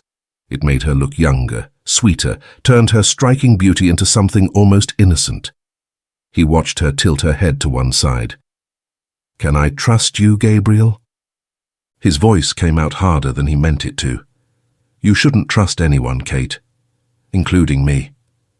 He shifted, ready to stand, but her hand shot out and caught his. "Wait." Her fingers were warm, smaller than his, surprisingly strong. "How do you know those other men, what they do to me?" Gabriel's expression shuttered. "Because I work with them." Kate swallowed, surprise flickering in her eyes, but her grip tightened instead of letting go. "I need something to hold on to here, Gabriel. I'm terrified." Her voice wavered, and she swallowed before pushing on. "I'm young. I have dreams, things I want to do with my life. I don't want to die as a bargaining chip in someone else's game." She drew a shaky breath, and the words came faster. "I'm going to open a school someday, music lessons for kids who can't afford them, part conservatory, part rehab program. I want to fall in love, really fall in love, with someone who loves me back. I want a family, kids." Her laugh was small, fractured. "I've never even been in a real relationship, never really known what love feels like." Gabriel's jaw tightened, but he didn't interrupt.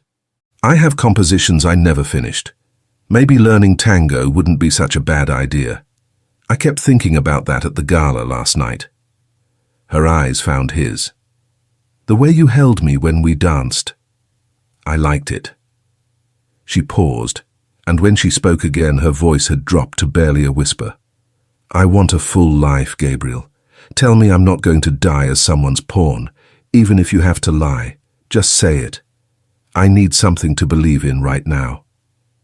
Gabriel looked at her, really looked, at the tears gathering in those green eyes, at the fear she'd been fighting so hard to hide, now cracked wide open in front of him. He recognized that look. His brother had worn it once, 22 years old, full of the same raw dreams, the same desperate hope for a future that would never come, the same fire that life hadn't gotten around to putting out yet. Something shifted in his chest, something he'd kept locked down for years. Gabriel raised his hand slowly. His fingers drifted toward her hair, hovering in that space between touching and not, suspended in the moment before a choice becomes irreversible. Kate reached up and covered his hand with hers, pressing it gently against her hair. "You're a good man, Gabriel." His jaw hardened. "No, I'm not." "Yes, you are." Her voice had gone rough, thick with feeling. "I can see it. I don't know why you're mixed up in all this, but I can feel it. You have your reasons. Good ones." Gabriel leaned toward her before he could stop himself. His face moved closer to hers, closer still, until their mouths were inches apart. Kate felt his breath warm against her lips. Her heart slammed against her ribs. She couldn't tell if it was fear or want, or something tangled up between the two. He was going to kiss her, she was certain, and then he pulled back. "Go to your room, Kate." The words dropped between them like stones into still water. Kate's voice came out as a whisper. "I don't want to." Gabriel pushed to his feet, putting deliberate distance between them. "Then I'll go." He turned toward the kitchen. "It's getting dark. I'm cooking risotto. Should be ready in an hour." He walked away without looking back. Kate bit her lip, watching him disappear around the corner. Yes, she'd been trying to get under his skin, but it was obvious now, painfully obvious, that she was the one getting pulled in, deeper with every minute, more than she'd ever expected. "Why?" she asked herself, pressing a hand against her racing heart. "Because I grew up sheltered. Because I don't know how to handle a man like this. His confidence, his intensity, the way he carries himself, the fact that he's dangerous and experienced and looks like that." She let out a slow breath and sank back against the cushions. Someone was coming for her, and she had no choice but to trust that Gabriel would keep her alive. An hour later, they sat at the round table in the dining room, risotto steaming on their plates, shoulders nearly touching. Kate watched Gabriel pour white wine into her glass. Is drinking really the best idea right now? What if those guys show up and I have to use that gun you showed me, and I end up shooting you by accident? Gabriel's mouth curved, almost a smile. If that happens, keep pulling the trigger.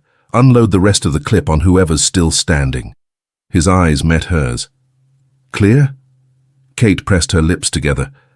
Well, when you put it that way. Her gaze drifted to the cut on his neck, the thin red line she'd left there that morning. Gabriel caught her looking. It's not as bad as it looks. His tone was mild. But I'll give you this, that took guts. Kate bit her lower lip. Survival instinct. After 2 glasses of wine, Kate's shoulders had loosened. The fear that had been coiled in her stomach all day had softened into something manageable. So, what's a businessman like you doing tangled up with criminals? Gabriel propped his chin on his interlaced fingers, watching her face as she spoke, watching the dimple that appeared at the corner of her mouth. Big money has a way of crossing paths with dangerous people. No fortune stays clean forever, Kate. Kate shook her head slowly. I guess money really does come with strings. I never want to be filthy rich, but comfortable, that I'd take. Being able to pay my bills without stressing. Building a life around the right things. She held his gaze. That's real wealth, if you ask me. Gabriel's laugh was quiet. You're an idealist. No, I'm a realist. The wine had loosened her tongue, made her bolder. And an optimist. If everyone got their fair share, we'd all be happier. People would spend their energy creating instead of just surviving. I don't buy that. Gabriel's voice was quiet but sure. Creativity doesn't come from comfort, it comes from struggle. The mind needs friction. Breakthroughs happen because people are reaching for something they don't have. He paused. And the world's never going to be fair. That's not how it works. Kate's brow creased. So what? There should be injustice? Criminals? People who hurt other people? Gabriel raised his glass toward her. You can't have light without shadows. But if I had to bet? His mouth curved faintly. I'd bet on the light. Kate laughed, a real one, surprised and delighted. I knew it. You just admitted you're one of the good guys. Gabriel rose slowly, reaching for her glass. I think that's enough wine to keep you from putting a bullet in me. Kate pulled the glass back. Not so fast. This wine helped me forget I'm basically a prisoner, and I'd like to enjoy that a little longer. Her eyes sparked with challenge. Actually, I want you to teach me tango. Gabriel's eyebrows lifted. Right now. Right now. Kate stood slightly unsteady and moved to the center of the living room. Free lesson. I'm not passing that up. If you or someone else kills me tonight, I'll have missed my chance. Gabriel shook his head, but something flickered in his eyes. Amusement, maybe, or something warmer. You've got a dark sense of humor, Kate Sullivan. Fine. 2 moves, just to keep you quiet. Kate spread her arms with exaggerated enthusiasm. Handcuffs in the morning, tango at night. My life's a roller coaster. Might as well enjoy the ride. Gabriel stepped close and placed his hand on the curve of her waist. His voice dropped low. Don't think. Just feel. Tango isn't about the steps. It's about letting your body respond to mine. Kate tried to follow his lead and immediately stepped on his foot. She burst out laughing. Gabriel's face stayed controlled, but his eyes glinted. You were better at this last night. Because last night there was music, and you... She looked up at him through her lashes. You had a tighter grip. Gabriel's jaw flexed. Something sparked behind his eyes, the visible effort of a man holding himself in check. Where'd you learn to dance like this? Kate asked. Ex-girlfriend, professional dancer. Ah, Kate's tone turned light, teasing. You must have had plenty of those. How old are you anyway? Let me guess. 35? 36? Gabriel's mouth quirked. Close. 38. Kate caught her lower lip between her teeth. 38. And he looks like that. Gabriel pulled her in with one fluid motion, Her breath hitched as their bodies aligned, chest to chest, hip to hip, close enough to feel the heat rolling off him through their clothes. Before she could catch her balance, he dipped her low.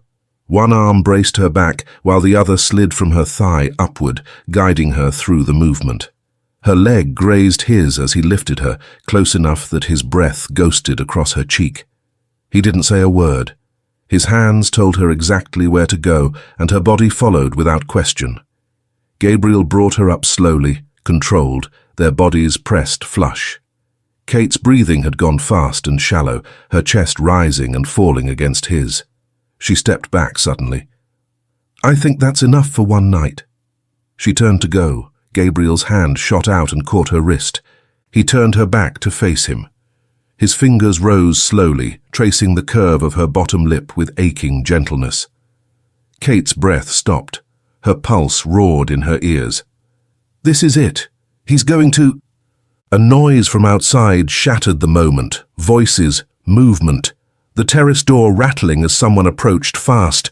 One of the guards appeared at the window, his expression tight with urgency. Gabriel transformed in an instant. The warmth vanished. The teasing disappeared. What remained was cold, focused, lethal. He looked at Kate. "Upstairs. Lock the door. If you don't hear from me in 15 minutes, go to the spot where I showed you the gun. Grab the weapon, the flashlight and the key card, then run for the helipad behind the house." Kate's face drained of color. "Gabriel, I can't—" "Listen." His hands closed on her shoulders, grip firm. "If the pilot's there, leave. Don't wait for me. If he's not, head into the woods. Go north. You'll hit town in 10 minutes. Kate stared at him, eyes wide with terror. "You told me this place was in the middle of nowhere." "I lied." Gabriel's voice was flat, urgent. 10 minutes, running. There's a hotel in town, La Quinta. Use the keycard to get into room 305. Wait there. Either I'll come for you or the FBI will. Kate's mind reeled. FBI. You're working with the FBI. No time, Kate. Gabriel pushed her toward the stairs. Go. Now. Kate ran. Her legs trembled as she climbed. Her mind spun, confusion, terror, 1,000 questions with no answers. What am I supposed to do? She reached her room and slammed the door, locked it, and stood there in the darkness, heart pounding, waiting for a sound that would tell her if she was going to live or die. The radio crackled in the guard's hand as Gabriel reached the shoreline, his weapon already drawn. "Speedboat just docked at the cove, Mr. Dawson. Half a mile east." Gabriel's jaw tightened. Luca must have found this place. He scanned the dark water, his mind racing through possibilities. He didn't know who was coming, only that someone had found them. He kept his voice low, controlled. "How many?" The guard checked his equipment, his face tense in the dim light. "Single occupant." Gabriel's grip tightened on his weapon. He turned to the 2 guards flanking him, his voice clipped and commanding. "Stay here. Watch the main approach. If anyone gets past me, you know what to do." He moved along the tree line, keeping to the shadows, his footsteps silent on the damp earth. 15 years of this life had taught him how to stay calm when everything was falling apart. But somewhere in the back of his mind, a clock was ticking. His fingers flexed around the grip of his gun as the thought surfaced unbidden. 15 minutes, that's what I told her. Kate stood in her darkened bedroom, her back pressed against the door, counting the seconds in her head. Her fingers dug into the wood behind her as the numbers climbed. 10 minutes, 11, 12, no sound from downstairs, no signal, nothing but the distant crash of waves and the thunder of her own heartbeat. Gabriel's voice echoed in her memory, and her stomach twisted with dread. 15 minutes. If you don't hear from me in 15 minutes. She pushed off the door and moved to the window. The terrace below was empty. The pool glowed turquoise in the darkness, undisturbed. Everything looked peaceful, normal, like nothing was wrong at all. But Gabriel wasn't back. Kate's hands trembled as she pulled open the balcony door and slipped outside. The night air hit her skin, warm and thick with the scent of jasmine and salt. She climbed down the same way she'd escaped that morning, over the railing, dropping to the soft grass below, and landed hard on her still tender ankle. Pain shot up her leg. She bit back a curse and started moving. The weapons cache was exactly where Gabriel had shown her, a metal panel hidden beneath a patch of grass near the tree line. Kate dropped to her knees, her fingers scraping through dirt and roots until she found the latch. Inside lay 2 handguns, a flashlight, and the key card Gabriel had mentioned. She grabbed all 3 and ran. North. He'd said north. 10 minutes to town. The forest swallowed her within seconds. Dense undergrowth, tangled branches, shadows that seemed to shift and breathe around her. Kate pushed through the brush with her heart slamming against her ribs, the gun clutched in her shaking hand, the flashlight beam bouncing wildly ahead of her. Her lungs burned and she forced her legs to keep pumping. Keep moving. Don't stop. Don't think about what's behind you. A shape materialized from the darkness. Kate skidded to a halt, her breath catching in her throat. The man standing in front of her was massive, 6'3" at least, with shoulders like a linebacker and a face that looked like it had been carved by violence. A diagonal scar ran from his temple to his jaw, pale against his tan skin, and his eyes were flat and cold and utterly without mercy. Kate's blood turned to ice, her muscles locked, every instinct screaming at her to run, to fight, to do something, but her body refused to obey. Franco smiled. It didn't reach his eyes. His voice was low, gravelly, like stones grinding together. "Sullivan's daughter. Luca's been waiting for you." Kate raised the gun and fired. The shot went wide, missing Franco by inches. Before she could pull the trigger again, Franco lunged forward and knocked her to the ground with one brutal sweep of his arm. The gun flew from her grip, skidding across the dirt into the darkness. At the shoreline, Gabriel heard the shot echo through the trees. His blood went cold. He was too late. Whoever had come from that boat had already reached her. He broke into a run, crashing through the forest, branches whipping at his face, his weapon drawn. He shoved through the undergrowth, vaulting over fallen logs, his lungs burning. "Kate!" he shouted into the darkness. No answer, only the rustle of leaves and his own ragged breathing. "Please be alive," he whispered, pushing harder.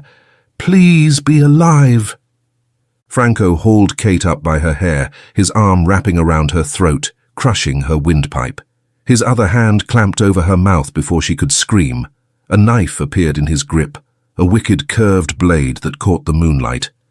Gabriel burst through the trees, his weapon raised, his eyes finding Kate first before locking onto Franco with lethal focus. "Let her go."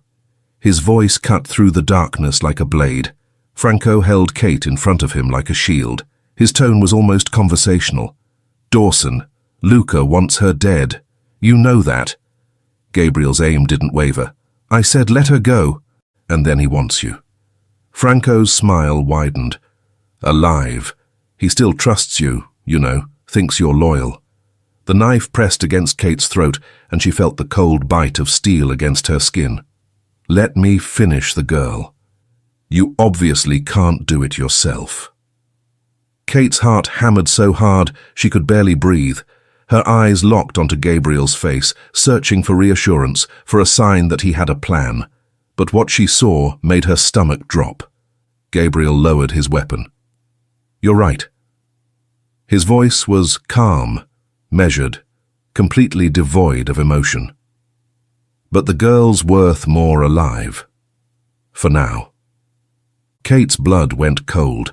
Her chest constricted, like a fist was squeezing her heart, and his words from earlier sliced through her mind like broken glass. "Don't trust anyone," he said. "Not even him."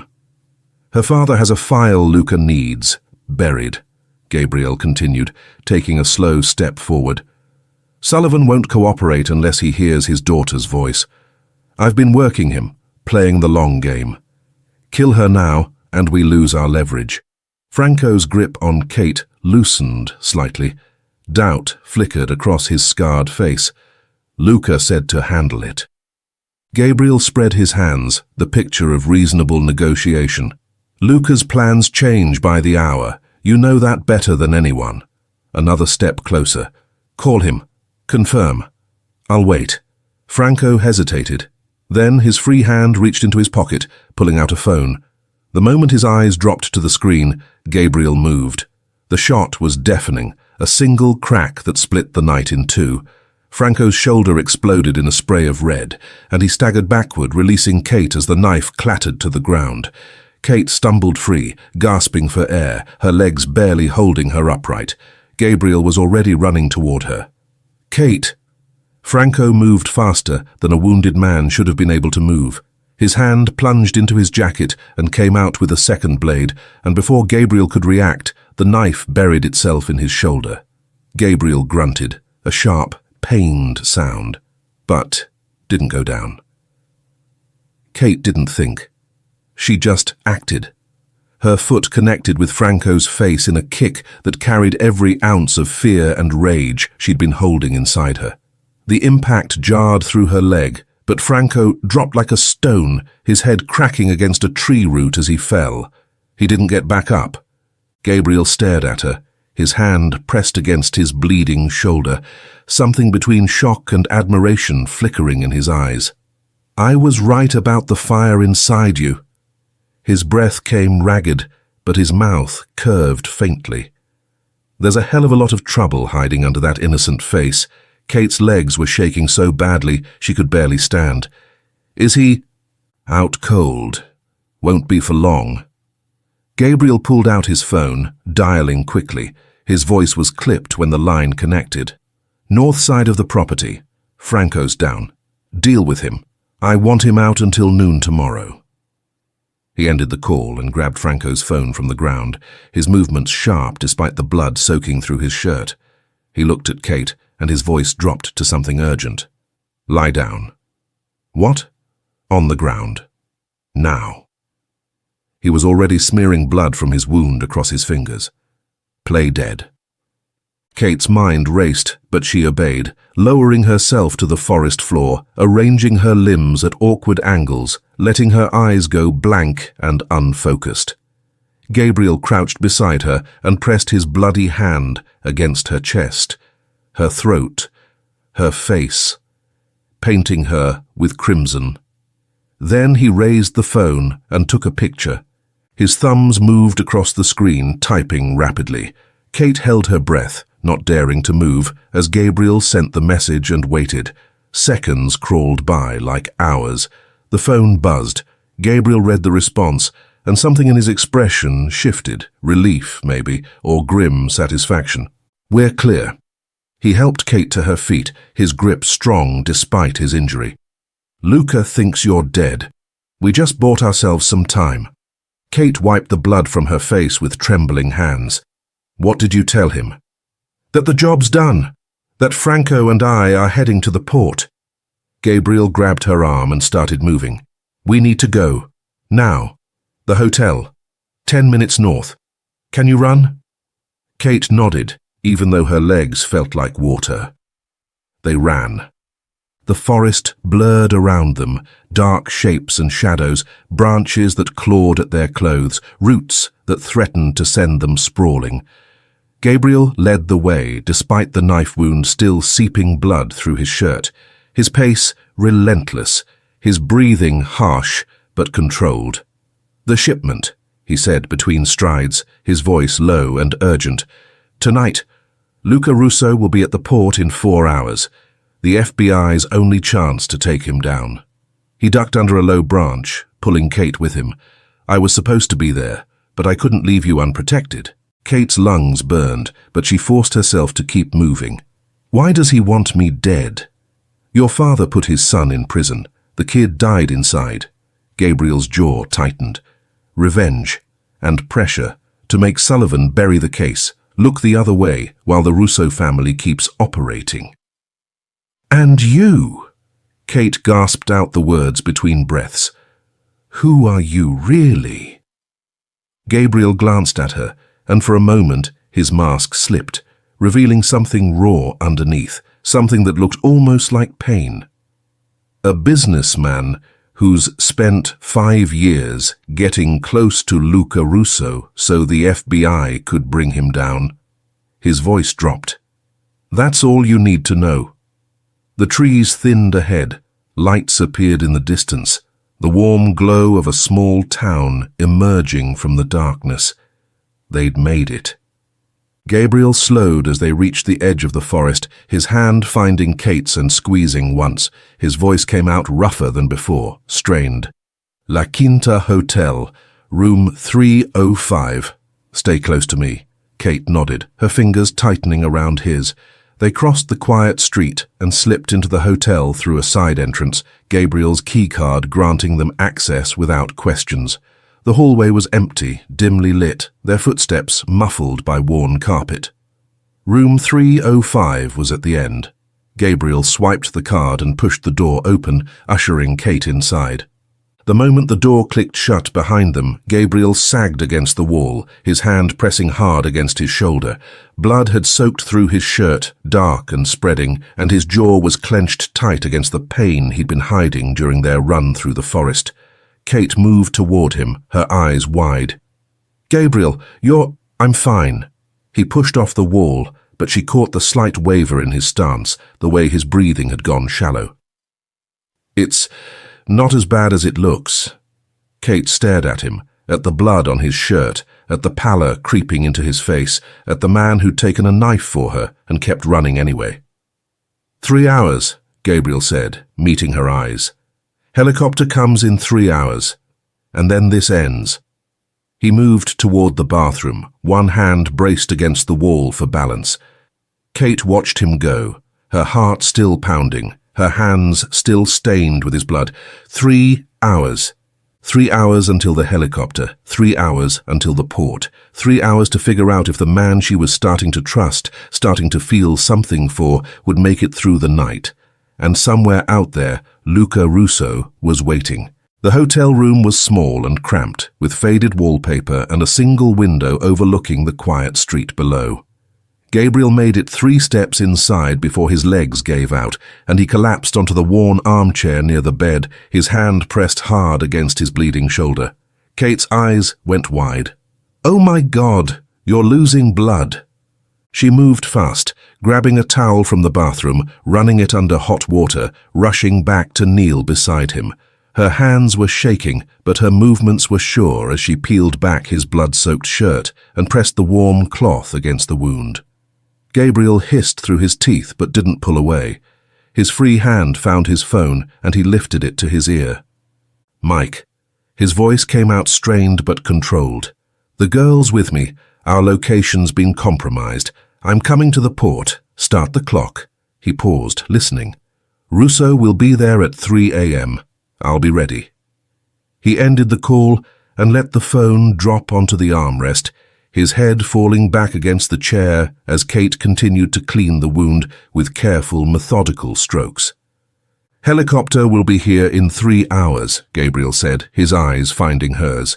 "It'll take me to the port. I can't leave you here alone, and I can't get you to your father, not until the shipment goes down, and Russo's in custody."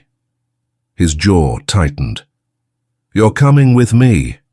Kate nodded slowly, her fingers still pressed against the gauze she'd taped over his shoulder. "I trust you, Gabriel. I know you won't let anything happen to me." Something flickered in his eyes, relief, maybe, or gratitude. He reached up and covered her hand with his, squeezing once before pushing himself out of the chair. "I need to lie down. Just for a few minutes." He moved to the bed and lowered himself onto the mattress, his chest bare, his wounded shoulder wrapped in white bandages that were already spotting red. Kate watched him for a moment, then disappeared into the bathroom.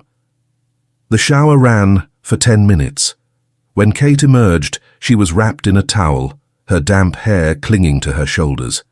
She crossed the room and lay down beside him, close enough that she could feel the heat radiating from his skin. Her fingers reached out, tracing lightly over his shoulder, along the edge of the bandage, careful not to press too hard. "Does it hurt?" Gabriel shook his head slowly, his eyes fixed on the ceiling. "That wound isn't what worries me. We're still in danger, Kate. Kate shifted closer, and before she could think about what she was doing, she pressed her lips against his shoulder, a soft, gentle kiss just above the white gauze. Gabriel's breath caught. He turned his head to look at her, something dark and questioning in his gaze. "What are you doing, Kate?" Kate bit her lip, heat rising to her cheeks. "I'm thanking you." Her voice came out barely above a whisper. "If you hadn't gotten me out of there last night, I'd probably be dead right now." She paused, searching his face. "Why did you do it? Why did you risk yourself, risk the whole operation for me? You didn't even know me." Gabriel was quiet for a long moment. Then his hand came up, his fingers sliding through her damp hair with aching gentleness. "I couldn't let an innocent girl die right in front of me." His voice was rough, strained. "I couldn't save my brother, but I had a chance to save you." Kate leaned up and pressed her lips against his. The kiss was soft at first, tentative, questioning. Gabriel responded slowly, his mouth moving against hers with a gentleness that made her chest ache. But there was hesitation in his touch, restraint in the way his hand cupped her face. He pulled back slightly, his forehead resting against hers. "You don't have to thank me like this, Kate." "But I want to." Her eyes held his, steady and sure. Her voice was barely a whisper. She bit her lip, heat rising to her cheeks. "I've never been with anyone before, Gabriel, and we're still in danger." She searched his face. "If Russo isn't captured at the shipment tonight, what happens then?" Gabriel's jaw tightened. He didn't answer. Kate turned her head to stare at the ceiling, her voice quiet. "They'll kill us both, won't they?" Gabriel laughed, a short, bitter sound. "Probably." Kate turned back to face him, something fierce and certain settling in her chest. "Then if we only have 3 hours in this room," her hand found his jaw, "make love to me." Gabriel's eyes darkened. "You don't have to give me anything, Kate." Kate looked away, embarrassment and hurt flooding her face. "If you don't want me, I understand." "No." Gabriel caught her chin, turning her face back to his. "Of course I want you. I've wanted you since the first moment I saw you." His thumb brushed across her cheekbone. "But Kate, if you're only doing this because you think we're going to die, don't. We're going to survive this, and when you give yourself to someone, it should be because you want him, not because you're scared." Kate held his gaze. Slowly, she reached for the edge of her towel and let it fall. "Right now, all I want is to be in your arms." Her voice was steady, certain. "Take me." Gabriel's breath caught. He leaned down and pressed a soft kiss to her lips. "Say it again." Kate reached up and pulled his face down to hers, kissing him harder, deeper, more urgent. When she broke away, they were both breathing hard. "I want you."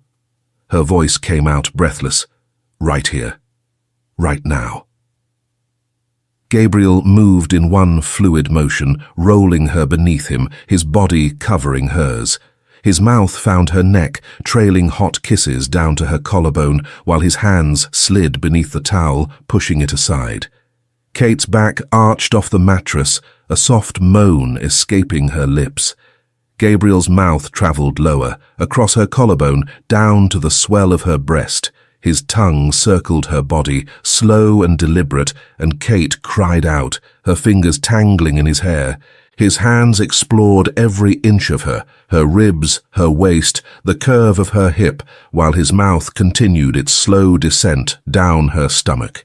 Kate's breathing grew ragged, her body trembling beneath his touch. He took his time, his fingers learning her body, building the heat inside her until she was trembling and breathless and desperate for more. Only then did he settle between her thighs, his forehead pressed against hers, his eyes searching her face. "Stay with me," he whispered. Kate nodded, her hands gripping his shoulders. He moved slowly at first, gentle, careful, watching her face for any sign of pain. Kate gasped at the unfamiliar sensation, the overwhelming feeling of closeness, of connection, of being completely his. Gabriel stilled, his breath ragged. "Are you okay?" Kate lifted her hips in response, and they both groaned. He began to move. Her head fell back against the pillow, her eyes closing, her body arching to meet his rhythm. His mouth found her neck, her jaw, her lips, kissing her between ragged breaths, whispering her name like a prayer. 2 hours later, Gabriel lay behind Kate, his body curved around hers, his lips pressing soft kisses to the back of her neck. His hands roamed slowly over her body, her hip, her waist, the curve of her breast, like he was memorizing every inch of her. His mouth brushed against her ear, his voice low and possessive. "You're mine now, Kate. I won't let anything happen to you. Ever." Kate turned in his arms to face him, her fingers tracing the line of his jaw. "When this is over." She hesitated, vulnerability flickering in her eyes. "When all this danger is behind us. Will I see you again?" Gabriel answered her with a kiss, slow, deep, filled with promise. "I'm not planning to let you out of my sight for a single second, Kate Sullivan." His thumb brushed across her cheekbone. "The real question is, will you still want me?" Kate's body rose toward his, and the kiss ignited again, deeper, more urgent. Gabriel groaned against her mouth, his hands tightening on her waist. "Oh, Kate." His voice was rough, breathless. "You're everything a man could ever want." They stood in the clearing behind the hotel, hand in hand, as the helicopter descended from the dark sky. The wind from the rotors whipped Kate's hair across her face, and she squeezed Gabriel's fingers tighter. The pilot gave Gabriel a wave as they climbed aboard. "Mr. Dawson, your clothes are in the back." Gabriel nodded and moved to the rear of the cabin, pulling out a fresh shirt and pants. Kate watched him dress, the controlled movements, the way his muscles shifted beneath his skin, and felt heat rise to her cheeks, despite everything they'd just shared. A garment bag sat on the seat beside her. Kate unzipped it and found a simple black dress inside. She stripped off her blood-stained clothes and pulled the dress over her head, smoothing the fabric over her hips. The helicopter lifted off, banking toward the coast. Kate reached for Gabriel's hand, and he laced his fingers through hers without hesitation. The port lights glittered in the distance, growing brighter as they approached. Gabriel leaned close and pressed a kiss to the top of her head. "Don't be afraid." His voice was quiet, steady. "Everything's going to be okay." Kate looked up at him, at this man who had saved her, who had made love to her, who had promised her a future she hadn't dared to hope for. She squeezed his hand and held on tight, and somewhere below, Luca Russo was waiting. The helicopter touched down in a clearing 500 meters from the port, the rotors kicking up dust and debris in the pre-dawn darkness. Gabriel was out before the skids fully settled, his hand reaching back to help Kate down. The port lights glowed orange in the distance, casting long shadows across the industrial landscape. Somewhere in that maze of shipping containers and cargo cranes, Luca Russo was waiting. Gabriel's fingers found Kate's, squeezing once before he started walking. She matched his pace without a word, her heels clicking against the cracked asphalt as they moved toward the security checkpoint at the port's edge. The guard station was a small concrete structure, unremarkable from the outside. But when Gabriel pushed open the door, Kate saw the truth. 3 men in tactical gear, FBI badges visible on their vests, monitors showing feeds from cameras positioned throughout the port. One of the agents stood immediately. "Mr. Dawson, we're in position. Russo's already on the ship." Gabriel nodded, then turned to Kate. His hands found her shoulders, and he looked at her with an intensity that made her chest constrict. "You stay here until Luca Russo is in the back of a police car." His voice was low, steady. "These men will keep you safe. Don't leave this room for any reason." Kate's fingers curled into the fabric of his shirt, holding on tight. "Nothing's going to happen to you, right? You'll come back?" Gabriel's jaw tightened. He pulled her close, pressing a kiss to her forehead that lingered longer than it should have. "The port is surrounded by FBI agents," he said against her hair. "Don't worry about me." Kate searched his face, looking for reassurance she wasn't sure she'd find. "Gabriel." He stepped back, breaking contact, his expression shifting into something harder, more controlled. The man who'd held her all night was gone. In his place stood the undercover agent who'd spent 5 years waiting for this moment. "I'll see you soon." Then he turned and walked out the door without looking back. The ship loomed at the end of Pier 7, a rusted cargo vessel that had seen better decades. 10 armed men stood guard on the dock, their weapons visible even in the dim light, their eyes tracking Gabriel's approach with predatory attention. Gabriel kept his pace steady, his hands visible at his sides. "Breathe. You've done this 1,000 times. 1 more hour, and it's over." The gangway creaked under his weight as he climbed aboard. The deck smelled of salt and diesel and something chemical underneath. The faint, bitter scent of the poison that had killed his brother. Luca Russo stood at the railing, watching Gabriel's approach with a smile that didn't reach his eyes. He was in his 60s now, silver-haired and tan, dressed in a suit that cost more than most people made in a month. Behind him, 2 more guards flanked the entrance to the cargo hold. Gabriel. Luca opened his arms wide, pulling him into an embrace that felt like a trap closing. "My friend. It means everything that you're here for this." Gabriel forced himself to return the gesture, his hand clapping against Luca's back. Luca wouldn't miss it. Luca pulled back, his hands gripping Gabriel's shoulders as he studied his face. "The girl is handled." "Handled." Gabriel kept his voice flat, emotionless. "It's done." Luca's smile widened, genuine pleasure spreading across his weathered features. "Today is the happiest day of my life. That prosecutor's daughter, dead. And now this shipment." He gestured toward the cargo hold. "Come, I want you to see what we've built together." They descended into the belly of the ship, the air growing thick and stale. Shipping containers lined the walls, stacked 3 high, their doors sealed with heavy padlocks. Luca pulled a key from his pocket and opened the nearest container.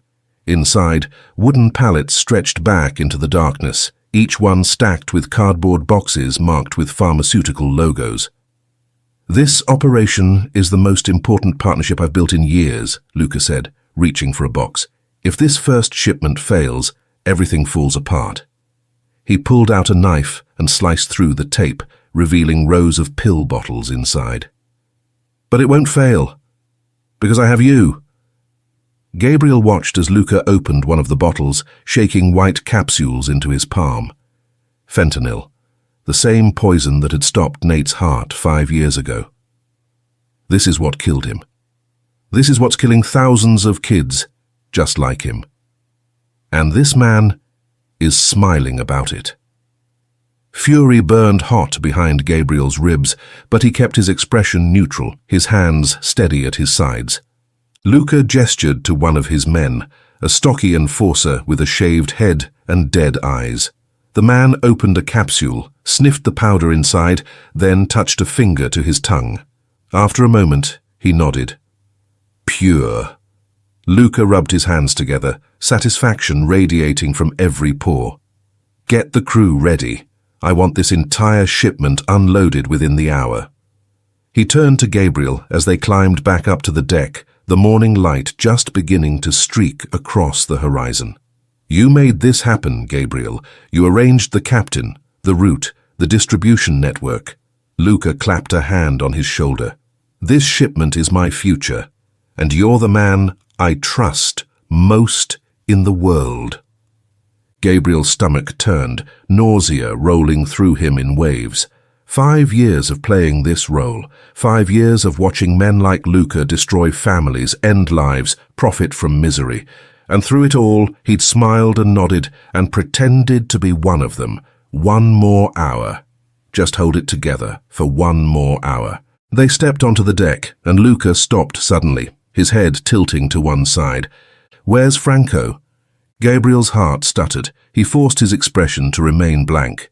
He said something came up, had to handle it before he could get here. Luca turned slowly, his eyes narrowing. The warmth had drained from his face, replaced by something cold and calculating. "Franco doesn't miss shipments." His voice dropped lower.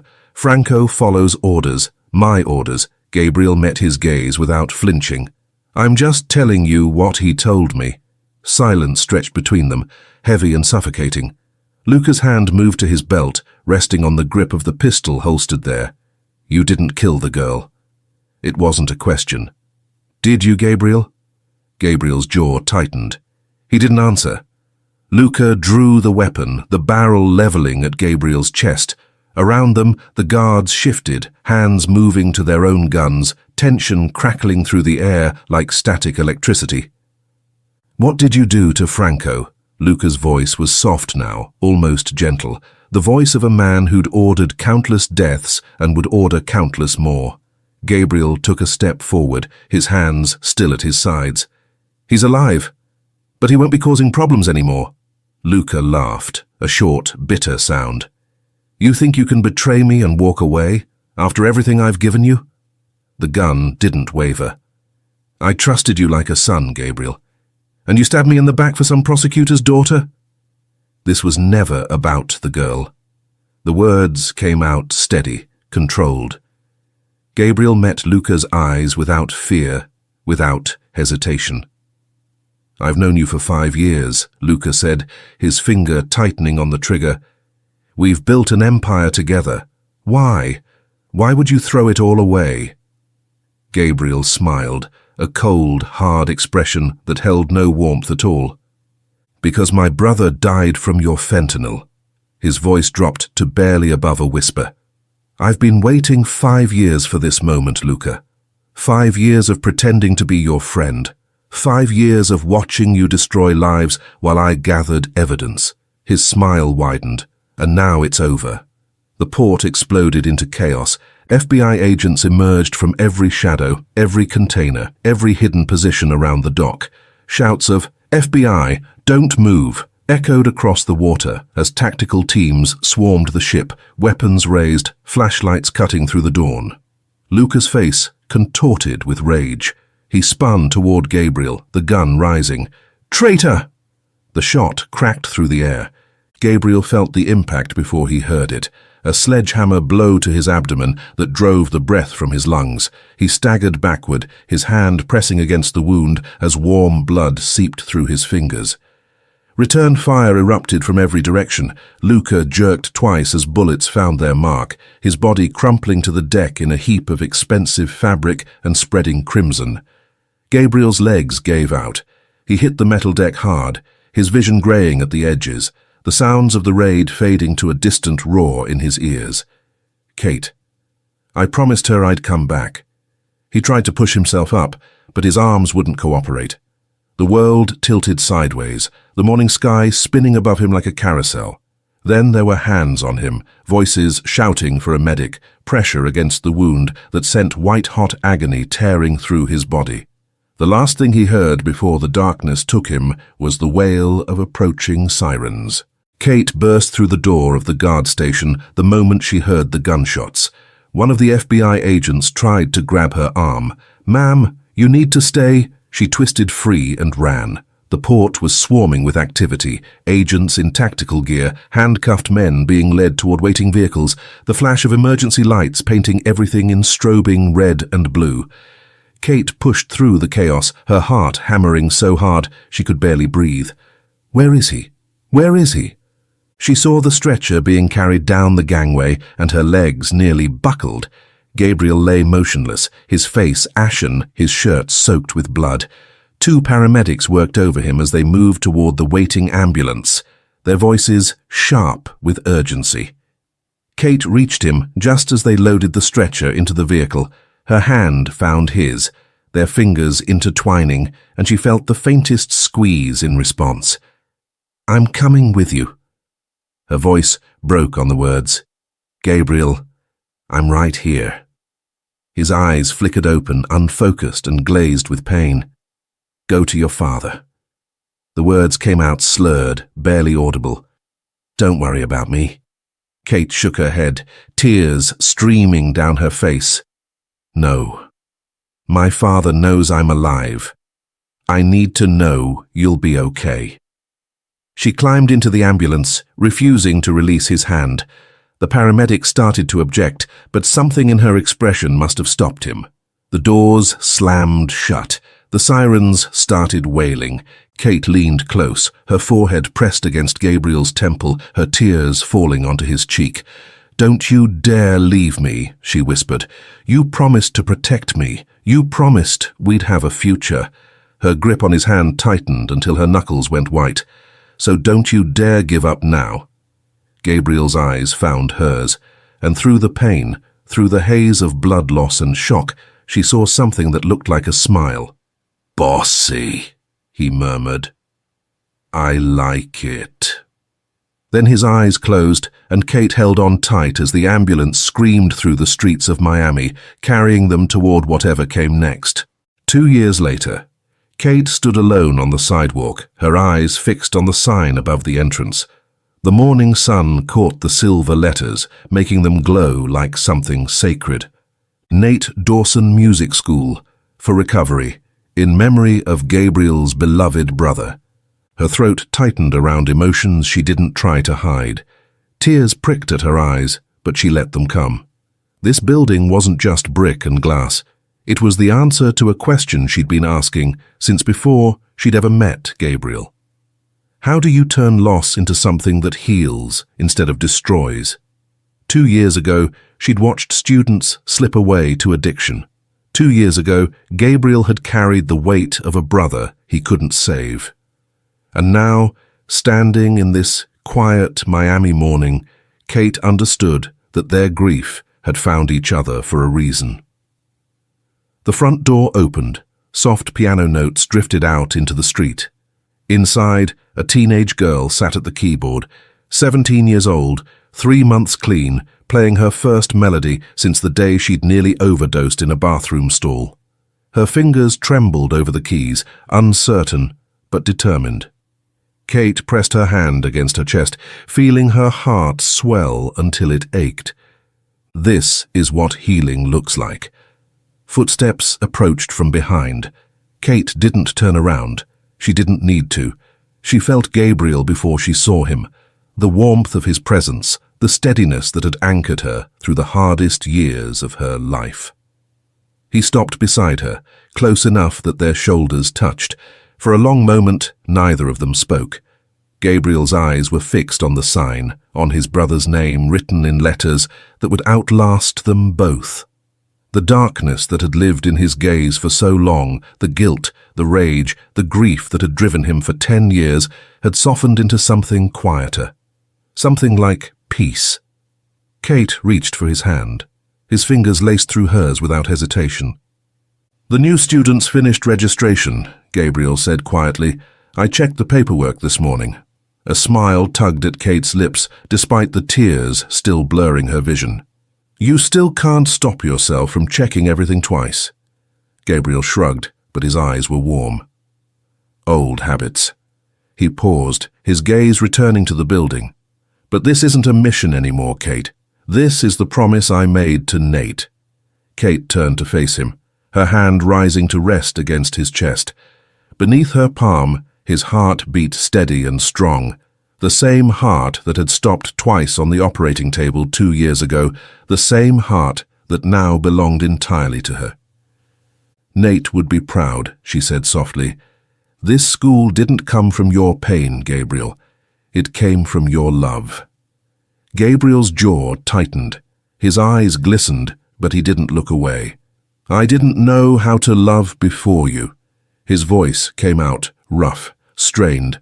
"I knew how to fight, how to survive, how to wait for revenge. His hand covered hers, pressing it harder against his chest. You taught me that there was something worth living for, beyond the anger. Kate's throat closed around the words she wanted to say. Gratitude swelled until she couldn't breathe, until tears spilled down her cheeks and she didn't care who saw. Gabriel reached up and wiped her tears with his thumb, his touch gentle despite the calluses on his fingers. Hey! His voice dropped to barely above a whisper. No crying, Mrs. Dawson. Kate laughed, a wet, broken sound that was half sob and half joy. Her eyes dropped to the ring on her finger, the simple diamond band that caught the morning light. 6 months married, a lifetime ahead. I still can't believe you proposed on that beach, she said, shaking her head. No ring, no plan, just you in the sand saying you couldn't imagine another day without me. Gabriel's mouth curved. I meant every word. Inside the building, the piano music grew stronger. The girl had found her rhythm now, the melody flowing from her fingers like water finding its path. Other voices joined in, laughter, conversation, the sounds of a place coming alive. Staff members arrived, volunteers, the first group of students who would start the program today, young faces marked by struggle but not defeated by it, kids who'd been told they were too broken to fix, kids who reminded Gabriel of Nate, kids who reminded Kate of everything she'd lost. Kate took a deep breath, watching them file through the doors. Are you ready? Gabriel squeezed her hand. His eyes found hers, and in them she saw everything. The man who'd saved her life, the man who'd nearly died for her, the man who'd walked through fire and come out the other side holding her hand. With you beside me, he said, I'm ready for anything. They walked through the doors together, into the warmth and the music and the sound of second chances being born. And somewhere beyond the pain and loss of this world, Kate liked to believe that Nate was watching, proud of his brother, grateful for every life they'd save. Finally, at peace. Thank you for watching Kate and Gabriel's story all the way through. Now I want to ask you, if a man held you like that on the dance floor, would you follow your head or your heart? I'll be reading every single one of your answers.